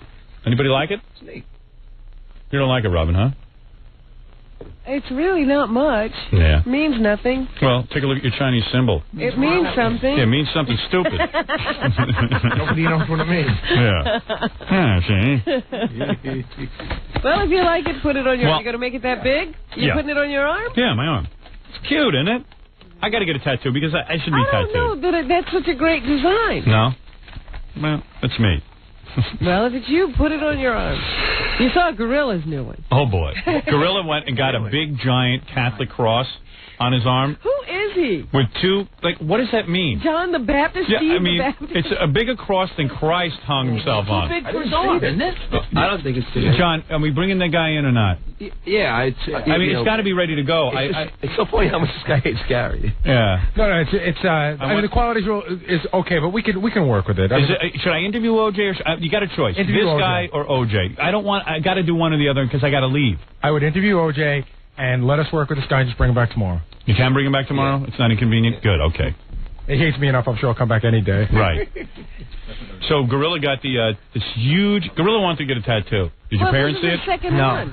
They haven't seen it? Well, they know now. Yeah. His mother doesn't want him to have a tattoo. Remember the last one he got in his groin so Mom couldn't see it and she saw it anyway? So he put, I don't know, I don't want to stereotype, but it's such a Guido thing to do, to get the big giant... It's not a Guido thing because it's not a Guido symbol. Oh, man, come on. The giant cross. And then what's weird about his tattoo is, in the middle of it, it has 2 hands holding... A heart. A heart? Yeah. The 2 hands look like Popeye hands, like cartoon hands. No, it should have been the first hand. I mean, why don't you get, real hands? I mean, it looks like cartoon... Like you know how Mickey Mouse has those little white gloves on? Right. They're little white bulbous hands holding this heart. Pick up your sleeve so the camera can get it. Look at the size of it. And, what are you trying to say? Are you so Catholic?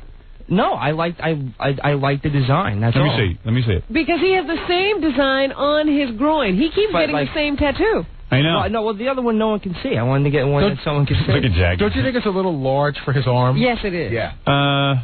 It could have been a little smaller. But the weird thing is, when I first got it drawn up, it was so tremendous, and that's the one he wanted to put on me, and I was like, no. And the guy who did it was like, if you're going to get something, if you're going to make, you might as well get it big so I can do a good job with it. Yeah. Forget about dating Jewish chicks now. Oh, it's okay. They're going to be like, They didn't like me before. So they didn't? You never got Jews? I've had. They see that cross, they get like, oh, yeah. You know what I mean? But the guy did good artwork on it. Like, you can't, not say it's not done well. Oh, yes, I could. Those hands.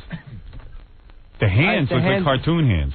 The hands could have been... The first ones looked like Mickey Mouse hands. I made him change the hands like 3 times. You mean he changed it while it was on you? No. I've been working on this design with the guy for about like a month. I've been working on it. He's like an artist rendering. One of the interns here drew up the basic thing, and then the tattoo artist took it, and he did his, like... Which intern? Richard? No. This kid Chris in promotions. I see. He had one of the interns draw up a tattoo for you. No, well, it wasn't the one that he did finally, but it was just the concept that I wanted all to right, give to somebody. Man. So you just figured, Gorilla's going to be one of those guys like in 10 years has like 50 bad tattoos on his body. He's going to keep searching for the right one. To get the right one. Yeah, and meanwhile it's his skin.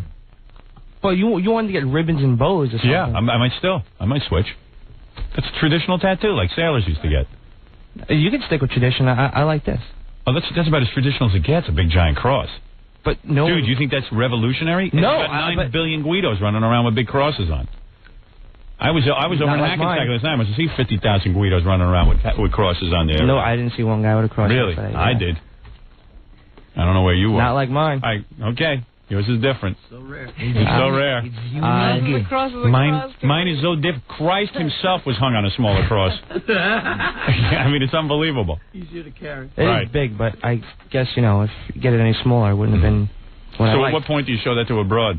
Mother at what Angelica point? Laughing. You want to see something stupid? Can I buy you a look at this? Stupid. Want to see something really dumb? I thought it was attractive. I wasn't even drunk. But the intern drew it, and I didn't realize the hands looked like Mickey Mouse. I mean, good luck. Oh, thank you. It's nice, man. Seriously, it's very nice. No, it's on your body. Why wouldn't you show us that drawing before you did it? No, he wanted to wait till it was on his body when we could goof on it. I liked it. Okay. Well, you look good, man. Anything looks good on you. You're handsome. Gorilla tells me he's getting laid a lot. Yeah? I didn't say that. Yes, I said I've been lucky. Ever since I got this tattoo. Tattoo in the movie. That's it. Owning a horse might be silly, but putting that thing on your arm was dumb. No. You can sell the horse. You can't even laser that tattoo off. No. Let me say it again. Pick it up. Ooh. Where's the like muzzle shirt? Man, you must really love Christ. No, I like the design of the tattoo. Yeah. But why a cross? I'm homo for Christ. Why not? Why a Chinese symbol, Robin? No, first of all, mine isn't that big. But yours is right on your breast. And second of all, it's huge, and it's but doesn't that say you symbol. don't you love your religion or something? No, He is does she love the Chinese language? Yes, I do. Yeah, okay. It's just something that I like. Right. It's a design that I particularly like. Right. Well, if you change your religion, you're going to have to amputate.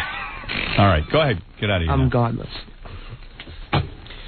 I told my wife to piss her off. I'm going to get a big tattoo with a ribbon. She goes, "You're going to put my name in it?" And I go, "No, I'm going to put Carol Alt's name in it, just to piss you off." Imagine that. I think that's funny. See, I think that's funny to have Carol Alt or somebody on your arm. Like Vendela. I love Carol.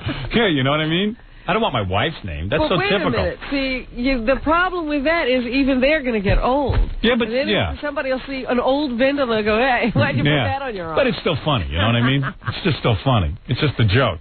Like you use your arm as a joke. In a different way. Yeah. You can always change the name. Yeah. Big heart that says HS and CA. You know what I mean? All right. You want me to talk to OJ or not? Yeah. Why don't I take let me take a break and see how much time I have here, and maybe I'll come back and do the OJ thing. Right. If not, we got to do the news. We'll be back right after this. More to come when the Howard Stern Show returns in a moment. 97.1 The Eagle. Hi, this is Alan Thicke, and you're listening to the Howard Stern Show, as I am. Who told you that? Actually, I'm talking now, so I'm not listening to anybody. Actually, I lied about the whole thing. I don't even know Howard Stern. You are a liar! All right, Alan Thicke. There you go. All the All the top people in the industry listening.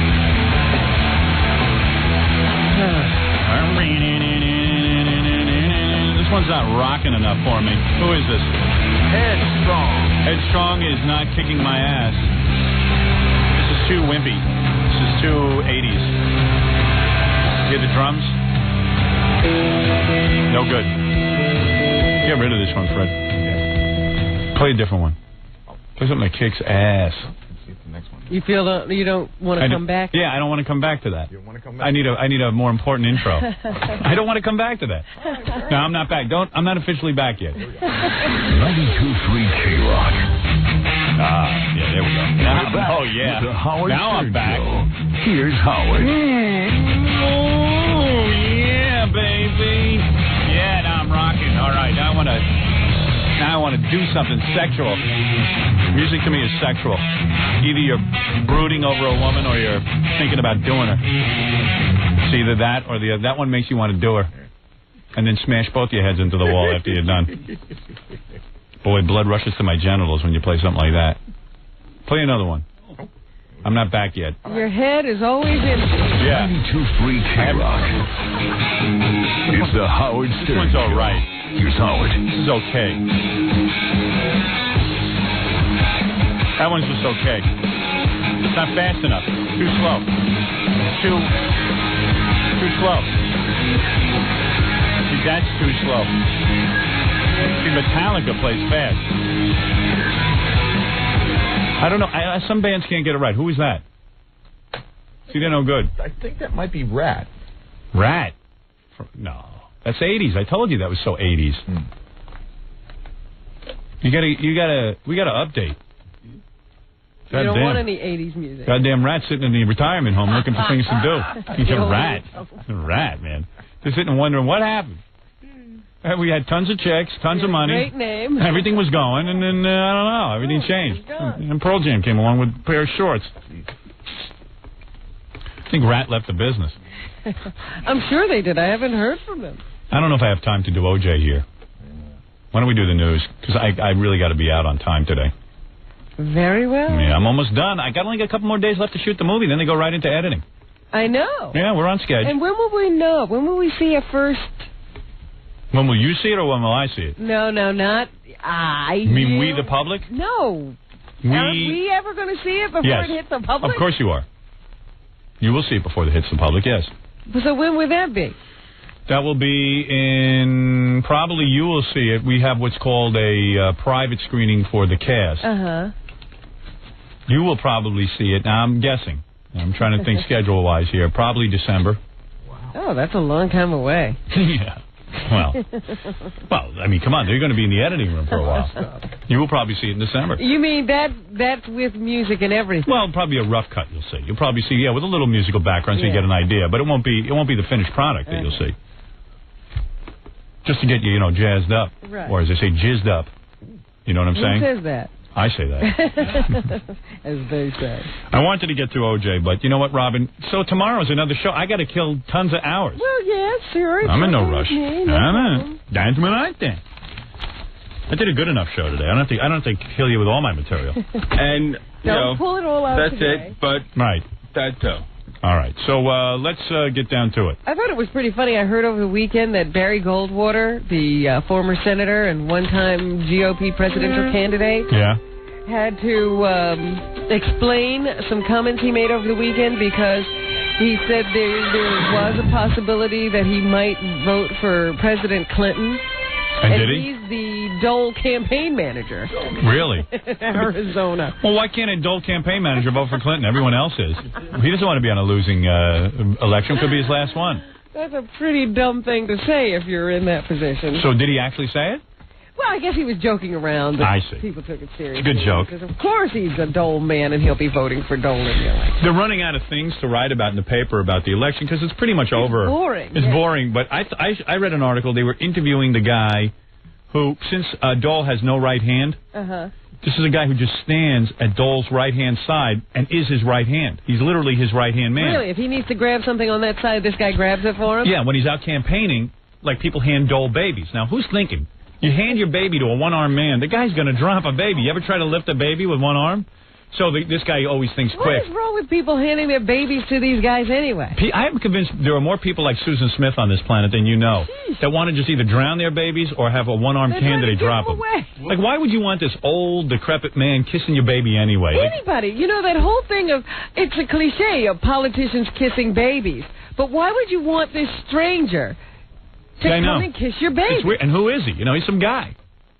You spend all the time you have keeping people out of your house to keep your baby from being sick, and then you foist it in front of crowds and this man so he can kiss it. A guy with one arm. Yeah, any man. So they were interviewing the guy, and like he's had the job for like 10 years, and literally the guy just all he does is try to grab stuff that his arm can't grab. Now, how do you get that job? I want that job. He's in charge of like placing it places. Yeah, you got to get a pretty good living out of that, don't you think? Yeah, and he's pretty smooth at it. They like him because like his arm has almost become Dole's arm. But the point I'm trying to make here is Dole couldn't have a guy doing that and not pay him a lot of money. What was interesting, that interview was on page 2. On page 3 was Dole's tax cut plan for 15%. Which I was going to talk about right now because he's going to make big statements today about his financial. What'd you just do? I don't know. I broke my chair. It's falling apart. Buy me a new chair, Fred. Today's announcement will be about his financial plan for the U.S., and he's talking about a 15% across-the-board tax cut. I'll take that. I certainly would, too. If he would just reverse himself on abortion, I'll vote for him. What do you think of that? Meanwhile, however, it seems that the religiosos in the Republican Party are still throwing their weight around, and they have been able to toughen the language around the tolerance of abortion issue. That Dole wanted in the platform. They're still fighting to keep that in. And they will defeat him. Not to make it too soft. Because there's more people like me who just turned off to all these religious nuts. So that's good. They're going to cost them the election. So they're gearing up, because the GOP convention is coming up in a couple of weeks. If Dole was real smart, he'd get up at the GOP convention and say, I denounce, I am for abortion. I'm not doing a flip-flop. I was always for abortion. I was bowing to the religious right. I'm going to tell you right now, I'm not doing it anymore. And I'll tell you what would happen. He'd pick up tons of votes. You know what I would do? I would just say, I want to be president. What do you people want? Right. I'll do whatever you want. And that's what a president should do. Yeah. The will of the people. And he should see that even in his own party, there is no majority consensus on this abortion issue. He's blowing it. And he should do it and say, listen, I was wrong. I promise you, I'll put it in blood. I will not touch the abortion issue. Now let's compare the presidencies. And you know what? People would vote for Dole. The other thing that he's been doing lately is, asking guys that he might select as vice president to send in all of their information. So they've been making this big deal about, he just asked this senator and this governor and that person. But according to what I hear, Colin Powell is still his number one choice. If he could get him, he'd be a very happy man. Why doesn't he get Mother Teresa and Jesus Christ to run in the cabinet, too? Look, nothing will help him. I told you what it is. They said, the Democrats are only afraid that he might talk Colin Powell into it or that he would select a woman. Jesus himself could come back and run with Dole. He would not win the election. You understand? Colin Powell, that's a joke. The only reason people want Colin Powell is because Colin Powell won't run. As soon as a guy says he won't run, everybody wants him. That's when they want him. Remember when they thought he was going to run? Barbara Walters did one interview. Everyone hated him. Now he said, I'm not running. They all want him. Nobody wants him. Because he's a bum. That's all. He's got no opinions. Colin Powell. Don't call the man a bum. You don't know him. How do you know who I know? You know I know Terry Hatcher from Supergirl? I know all those people. Supergirl. That's Lois and Clark. Yeah, she's smart. I'd vote for her. You always want the broad. Not a bum. You always. Sure he is. What has he ever done? He didn't do anything. He served in the military many, many years. He fought for his country. Nah. More than I can say about you. Yeah, you don't know that. You always want the babe you can't get. When you can get her, you don't want her. All right? There you go. That's what Colin Powell is. He's the girl you can't get. Please. He's got nothing going on. They interviewed him, and you know what? He had nothing to say. Police. Oh, I came up the hard way. You came up the hard way. So did a lot of people. Everyone got all excited. They think he's going to improve race relations. Get a black guy as a vice president. Listen to me. Nothing's going to improve race relations in this country. It's finished. You understand? It's over. It's over, Johnny. Trust me, I know. I knew it back when I lived in Roosevelt. The races are too far apart. The only way they're going to come together is everybody mates, and we get one color. Mauve. Beige. Beige. That's all. Former Massachusetts Governor Michael Dukakis and his wife Kitty were treated in a Boston hospital for minor injuries after she lost control of their car and hit a wall. What, was she drinking perfume again? You know she used to drink perfume? She admitted that? She didn't drink anything. Man was running for president, his wife was drinking perfume. Have you ever tried to drink perfume? It's pretty nasty. Oh, yeah, I drink it all the time. Now, number 5 on the rocks. You know, if you accidentally get that stuff in your mouth, please. It's like horrible. How could you drink to be so addicted. But she did test negative for alcohol and drugs.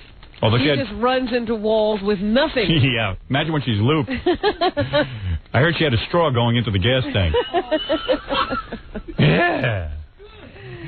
You will remember that Michael Dukakis was the unsuccessful Democratic presidential nominee in 1988. So they are fine. Who did he run against? A little accident. Didn't he run against Bush? Yeah, I voted for Bush. I didn't want Michael Dukakis. Kitty just had a little accident. She was driving the car, lost control. I don't know what the problem was, but it doesn't seem to have been booze. But, of course, that's what everybody thinks. I mean, once these stories come out about you drinking, you know, cleaning solutions and perfume, people immediately assume that you're drunk anytime anything happens. I was thinking of voting for Dukakis. Then I analyzed it. I said, any guy who can't keep his woman in line, keep her off perfume. This guy must have personal problems. You think she did him in? I'm telling you, she had a problem with him, then I had a problem with him. I mean, Bush's wife looked like a train in her face, but at least she wasn't drinking perfume. That's all I'll say about that. Well, in the analysis of the why, she should have had a few hits. Who would you prefer to elect, Bob Dole or President Clinton? I would prefer Hillary or Elizabeth. I would prefer Clinton. Hillary Rodham Clinton, I got no problem with. I like her. What do you think of that? How's that for a surprise, huh? I like her. I like all 3 names. I like that she's competent. I like that she's smart. Well, how could you continue to say she's competent? She is. She is competent. What makes you say that? She's a competent first lady. She sits there and she minds her own business. And don't she once in a while? Nothing but trouble. Well, because what? Because of some documents? I wish my wife would open up a book and look at a document. My wife was a lawyer. You know, the deals she makes, the documents she doesn't. I got no problem with her. Got no problem. The people she fires. Every time there's a scandal in the White House, somehow her name gets into it. So she forced one guy to have suicide. Big deal. I've done that. No, I like her. I don't know I like her. I find her to be a strong woman. I like strong women. Well, that she is. She is strong. I don't know if she's right, but she's strong. I don't like anything about Dole with that abortion and the wife. You don't like Elizabeth Dole. Very strong woman, too.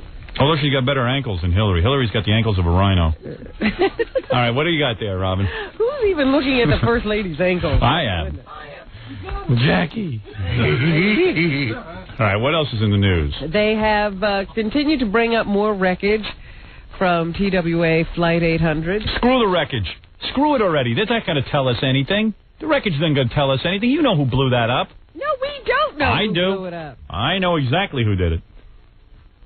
Well, then why don't we get you to give us that information so you we want to know who did it? Somebody. The Jews.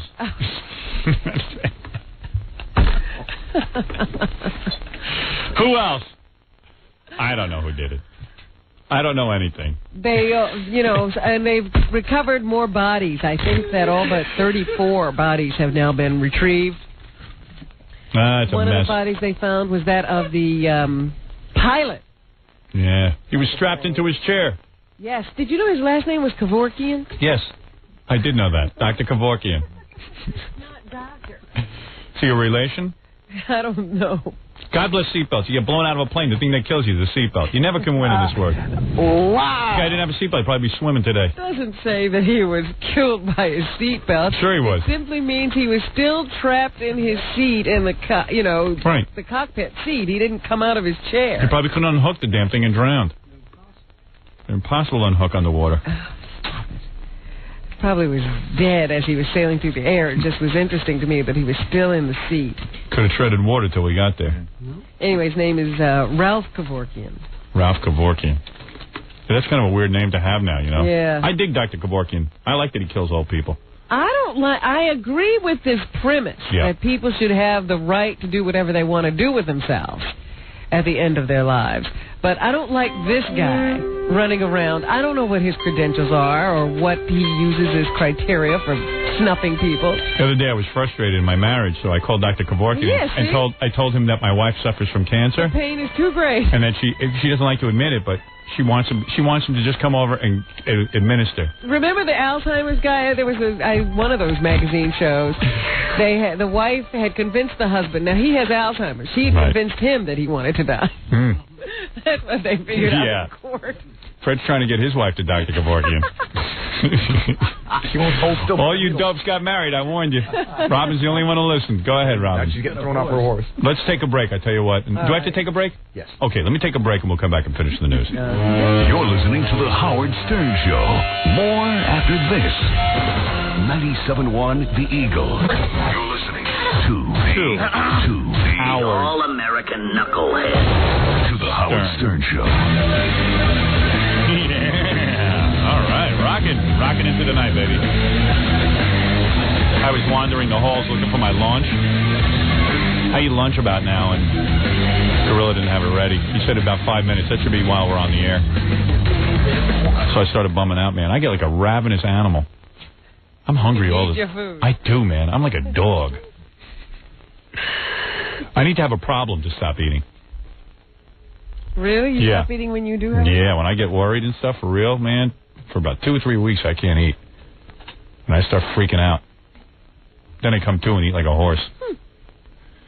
And I was walking up and down the halls. Tom was in his office there having a little powwow with the program director or whatever that guy is. What is Sam's job? He's the operations person or something? We hired a program director. This will start for another year. Right. This guy, Steve Kingston, was working at Z100. We hired him away. Turns out they hired him and they hired him about a year ago, and he has 2 years left on his contract, and they can't even talk to him, so it's like another year before he's coming. Tom's out of his mind. Tom's out of his frigging mind. That's about the most incredible deal I've ever heard. Yeah. And what's wrong with Kingston? I mean, what is he doing? So then he was in there with the music. We have a music director. We do? Yeah. Who's that? Alexa. I don't know. Tom was in there yelling. People keep introducing themselves to me. So I was eavesdropping. I just caught a glimpse of what was going on. I just caught a little something what was going on. What are they doing? I'm not sure, but one of the jocks must have played a song he wasn't supposed to play, and they called him up and told him not to play it, and he played it anyway. So another something like that. They're having a powwow. Yeah. Going on here? They're having a big powwow or something. That's what I might have not heard it right, but it was something like that. And I like when other jocks are in trouble. So we evidently a bunch of trouble. We evidently have a renegade on staff, so they got to figure out what to do with him. Good. Maybe they'll focus attention on that person. Hey, I say fire his ass. Oh, I see. Yeah, as long as they're focusing attention on someone else. Yeah, they won't have time for us. Tom, why don't you help him? Wonder what's going on in there. I bet you whatever's going on in there is more interesting than whatever we could put on the air. Come on. Can't you sneak in? Why don't we have like little microphones? Hasn't the technology gotten to the point now we could have a little wireless microphone and you could just drop in a room? Robin, whatever the technology is now, we don't have it. We can barely get a phone call on the air. Yeah, we don't have it in here, let alone in there. If I'm going to put some technology, it's going to be in here. I can't even figure out how to work the goddamn CD player. If we just got one of those. We were the last radio station on the New York dial. WEVD AM had a CD player before us. I know. Jesus Christ. Stations that make no money have better equipment. Tom, can you have your meeting in here so we can hear it? Now you're totally preoccupied. Now I'm totally freaked out that I don't know what's going on. I'm totally out of the loop. And one knows I hate to be out of the loop. So I'm sitting there by the door eavesdropping. Like a big dope. It's a funny image, isn't it? Big 6'5" guy. Big. You are. Everybody, know, they all think you're some big star with, you must have things on your mind and you couldn't possibly be bothered about anybody else. But there you are, your ear to the door. So I'm still like a child. I said to Baba Booey, stand here and pretend you're talking to me so I can listen to Tom. In case he catches me, we'll act like we're talking. Act nonchalant. And shut up so I can hear. Yeah, and don't be stupid, you moron. Tom, you want to come in and tell us what's going on? Now you finally got an interesting story. You don't tell us nothing. He said no way. No way? No Did way? I have the story right?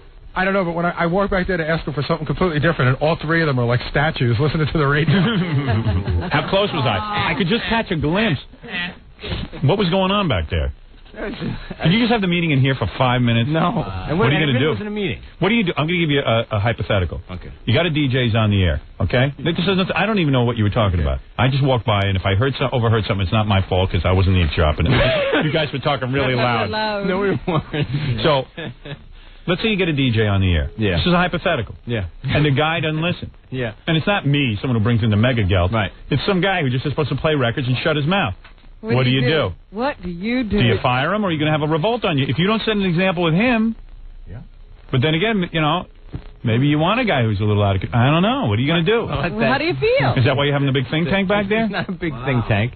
Why don't you go back and ask you know who what to do? Whenever you get stumped, you should go back Maybe he can handle this When I do get stumped, I do ask you. Are you going to ask you know who? No. He'll know what. He'll tell you in 2 seconds. Handle this one? He'll be like, fire him. No, he's going to go in and ask you know who. Wait a minute. See, he's not hypothetically answering the question. Right. Whenever I'm stumped, I go ask you know who. Okay, so we both do the same He thing. just made $4 billion in the market. He must know what he's doing. That's what I told him. I was going to start listening to him. Yeah. He must know something. Yeah. So what are you going to do? Are you going to maybe just issue a warning to the guy? That's always a good Is he going to cop be out. suspended? You got to be like a cowboy. Like I keep screaming about the president. Right. You got to go in and nip it in the bud. It depends on what they've done. Right. What did he do? He played a record that he wasn't supposed to play? Which one? Oh, really? Several. Oh, he's not even on the playlist. Uh-oh. Why would a guy... No. I would follow the playlist. I'm talking about which incident. Oh, different people, different stuff. Oh, the whole station's out of control. Everybody's out of control. Oh, man, what's going on?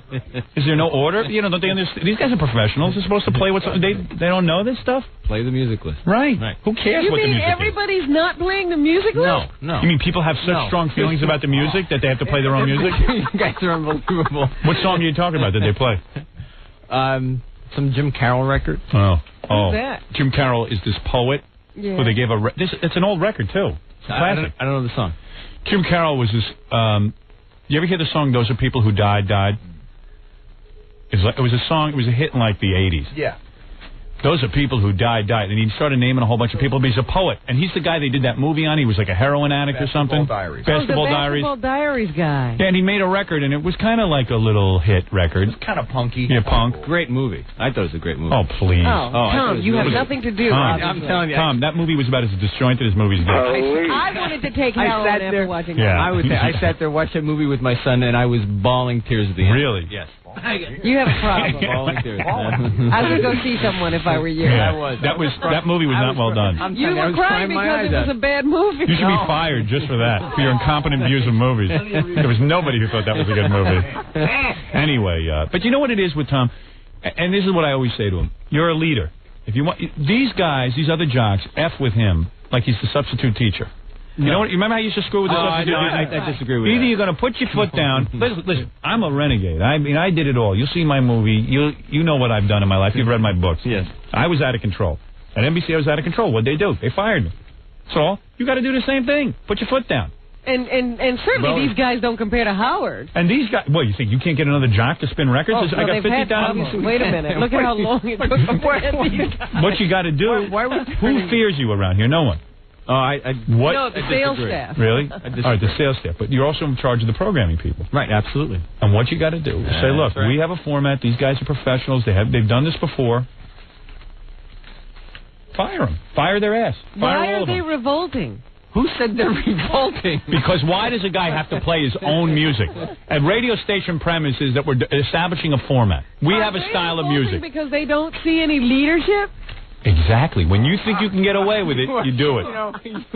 There's no leadership at the top. No, you're right. Why else would they have the... I don't think that horse dragged you into enough You listen to PLJ, you listen to Z100, they never break format. Why? Because those guys will fire them. Well, we don't know that they never break format. Oh. And it wasn't a record out of the Jim format. Carroll, the worst. It wasn't a record out of the format. It was a record that wasn't scheduled. I don't know. I don't go for that. Boy, if it was my station, I wouldn't go for that. What are they doing breaking the schedule even? That's right. Oh, shut up. Your monotone stirs up anarchy. You gotta learn how to... I don't know. It wasn't in the schedule. The guy, and when you told the guy not to do it, he did it anyway, right? No. That's what I heard. This is after the fact. Oh, this is after the fact. All right, so maybe he made a mistake. Right. Did he make a mistake? He said it was an honest mistake. Oh, all right. Then. That's what he always said. Well, but how many times did it happen? One. Oh, okay. Okay, then that's all right. If it was a mistake, that's one thing. Now, you got references on these people before you hired them. Yeah. Most of the people they've hired have badmouthed me at one time or another in their careers. I don't know. Did you check Blaze out? Yes, I did. Was Blaze willing to run through puddles without throwing its rider? Yeah. I had ridden Blaze before I... Maybe you're playing too much golf and not paying attention to the big picture. Much golf at all. All right, go ahead. Go back to your little booth and have your meeting. Maybe if these guys went out on the golf course with you, you'd know what they do. So why are you guys having this whole big powwow about it? I mean... It wasn't like a whole big powwow. I mean, that's a no-brainer. I give the guy a warning, and I'd say, look, man, I'm willing to accept that you screwed up one time. That's exactly what the conversation was. Fine. No need to check with the big guy. Thank you. I think you got it But how do you control. make that mistake? Because, of course, he did it to be a wise ass. Of course. And what if Tom hadn't been listening or someone hadn't been listening and heard He would have gotten away with it. And he would have done it again. Fire him. They're only DJs, and they're so easily replaceable. Why even put up with any of their nonsense? They're only disc jockeys. An idiot can spin records. A monkey. They've Hire got a monkey. Stuttering John doing Yeah. it. So lose them. Set an example. Thank you. Thank you, Bob. Sound like he's a salesperson who can earn his weight. I know what I'm saying. All right, go ahead.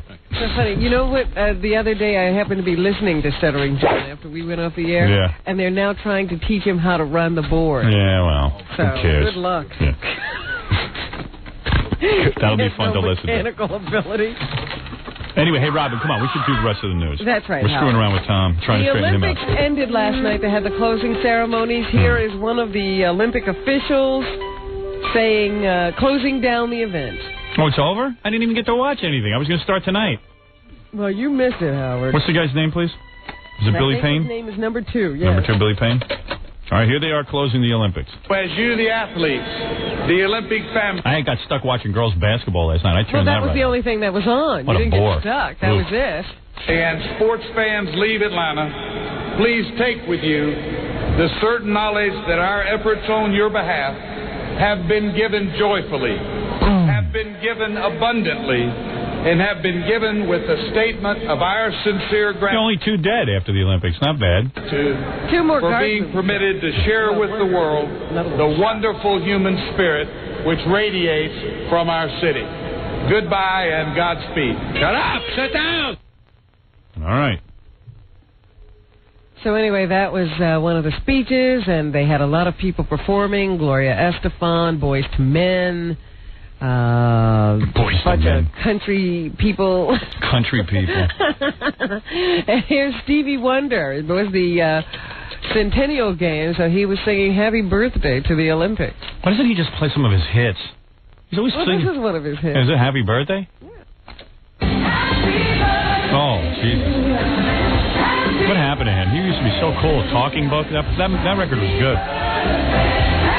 Stevie thinks he's at a Knicks game. Sounds like he's lip syncing. That production is a little too clear. We're listening to his record played through a megaphone. What was he wearing? Who dressed him? Was he wearing a dashiki? I wasn't paying really close attention. Has anybody told him styles change every once in a while? You know he just got married again? Yeah, that was a good move. Dashiki. He's really good at getting married. He had a blind date. That's how he met. Oh. That's pretty funny. He writes a joke. Couldn't resist. What else is in the news, Robin? So anyway, the Olympics are over. Everybody's wondering who's going to make the big payday, what athletes will come away from this being major stars because of their performance. Everybody's pretty sure Carrie Strug, the girl who vaulted on her bad leg, will be remembered greatly from these games, as well as Michael Johnson, the runner. At this time, Wheaties, which is one of the... Who eats that crap? I don't know. Wheaties, all this dilemma, we don't know who to put up from the Olympics on our box. Who gives? That was the question. The most asked question was who's going on the Wheaties box from this Olympics. Put goddamn Betty Thomas, my director, on the Wheaties box. Woman's done double duty. Well, what they have decided, there are going to be 5 different Wheaties boxes. Oh. Boy, they're really hyping me. I just got to eat that crap. Anybody ever taste Wheaties? I don't know what they are. Are they flakes? I'd rather eat the box. Wheaties. I have never had Wheaties. It's such garbage. I can't even believe it's still around. But it's a big deal to be on the box, and I guess it's a big deal for them to get people on the box. So they're going to have 5 different boxes because they figure so many different athletes need to be honored. The whole U.S.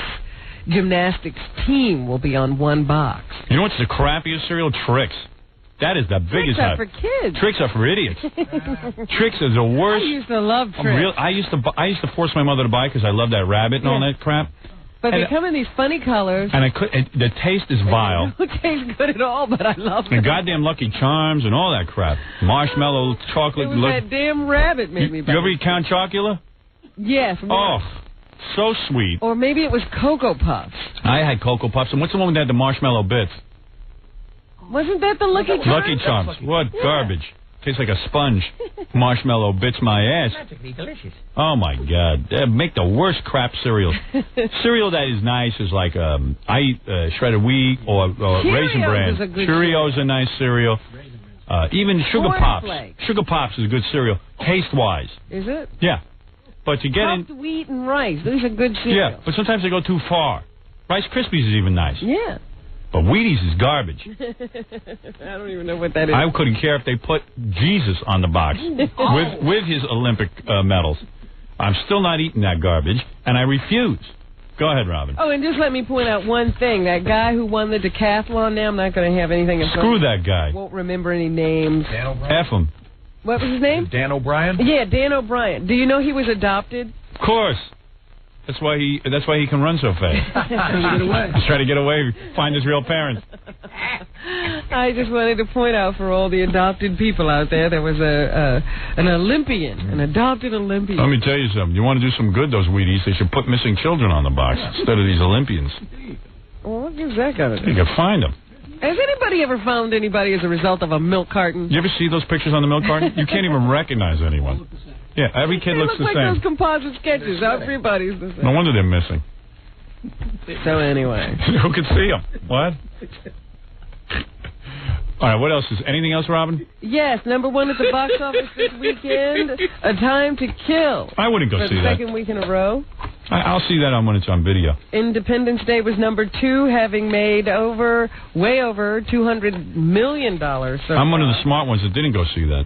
Because, I'll tell you something. I hear the story's no good. It's a fun movie to watch. You know, there are certain movies you don't need a story. This is a special effects movie. If I want fun, I'll stay home and yell at my wife. Okay, well, that's good for you. That's fun. What are the rest of us going to do? So Time to Kill. You got a clip of that? Yes, here's a clip. Do you think the jury should convict Carl Lee Haley? Objection! Turn him loose! The worst acting I ever heard. Do you think they deserve to die, Mr. Haley? Answer the question. Carl, don't answer that question. Yes, they deserve to die, and I hope they burn in hell. Douchebag says what? Yeah.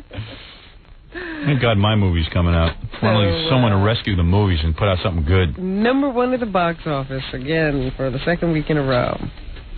Also in the news, there's some kind of this Elvis, he was something else. Because they can continue to make specials about this guy for any reason. Now, HBO, I think it is talking to his cook. I've yet to meet any normal person that cares about Elvis.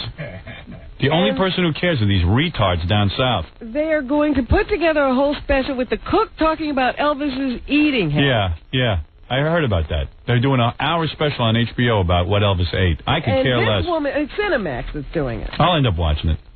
It's called The Burger and the King. Yeah. Burger and the King.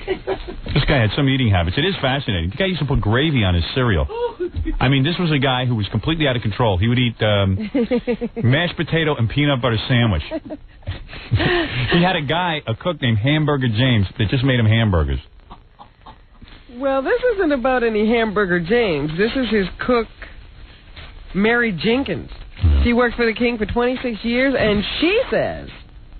The King. That eating was the only thing he got out of life. It was the only thing he loved. I'm very happy. Women was always bad to me, and I only was attracted to virgins at 14-year-old.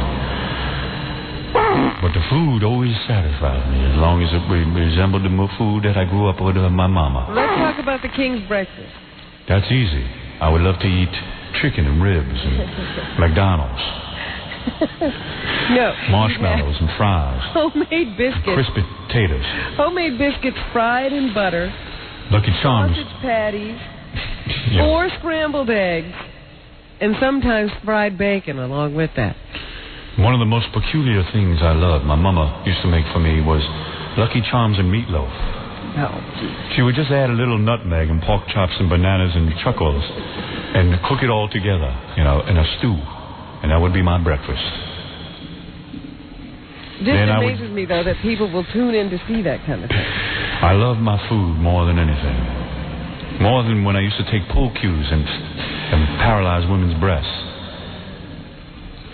One of my favorite dishes was peas and honey and carrots and cashew sandwich. The Cable Ace Awards are about to be announced. Did you ever eat onion rings and Jell-O? No. Do you think we'll get nominated for a Cable Ace Award this year? Yes. The nominations will be announced on September 10th, and the show will air on TNT. I don't think we deserve a Cable Ace Award. I believe every Cable Ace Award should go to Larry King. He's super talented. What a funny man. On November 16th. Cable Ace Awards. They never nominate me. Meanwhile, I got the best show on goddamn cable that everybody watches. But they all can't deal with it. Why won't we get nominated? Because I suck, evidently. Are we in the talk shows fighting to see who will get these Olympic people first? Yes. We had already Olympian. We had Scott Donnie. He lost everything he entered. Well, what about the winners? Are we in the contention for the winners? Every Olympic loser calls us. Because they say there's a big battle now going on between The Late Show with David Letterman and The Tonight Show with Jay Leno as to who's going to get who first. Those two idiots are battling while that other idiot cleans up. I hope Dave gets the most Olympians. I like Dave. Well, it seems that they're sort of splitting. Yeah, but Jay's a good guy, too. So, who knows? But Dave's in my movie, so who knows? All right. Finally, this morning, they say that Courtney Love is in rehab. Duh. I don't think she ever left. No, she never left drugs. Now she's going into rehab. She entered a drug treatment facility in Pennsylvania. It's a woman who throws herself on top of her audience so they can take their finger and digitally manipulate her. She says she's got a new honey who loves her and a little girl who needs her. So that's why she's going to go clean up her act. Sometimes when you're on the drugs, Sometimes when you're on the drugs, you get confused, and you got a little girl who loves you and a honey who needs you. The Globe says her boyfriend, Edward Norton, who co-starred with her in the upcoming film The People vs. Larry Flynt, issued an ultimatum: him or heroin. Wow, he must be great.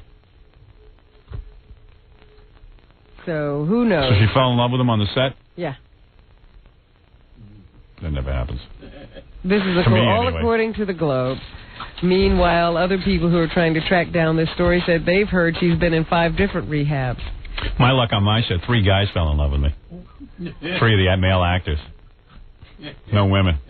The most they know about Courtney is that she's on vacation, but they don't know where, and they can't confirm the boyfriend. So, make of that report what you will.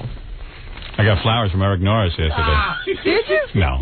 All right. Is that what's happening, Robin? That's what's happening. Hey, let me tell you, Jackie the Joke Man Martling has some itinerary. Of course, he writes the joke page for Penthouse, but he does more. He has 78 minutes of dirty jokes on CD or cassette. It's fun to pop it in the car and listen to Jackie tell his jokes on the hysterical Sergeant Pecker.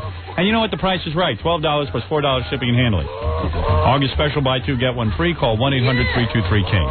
For filthy jokes and more Sergeant Pecker information, visit Jokeland on the web at JackieJokeman.com. We'll have the rest of the plugs and the end of the show right after these words. We'll be back with the Howard Stern Show. Don't go away. 97.1 The Eagle.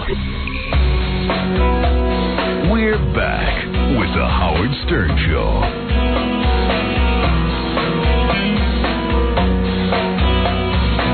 Let's do the plugs and then leave. As for plugs, there's only one for today. If you're planning a wedding or a party and you need a DJ, call Scott the Engineer's Rocket Entertainment at 718-BAG-5040. Okay, everybody, thanks. We'll be back tomorrow. We'll see you then.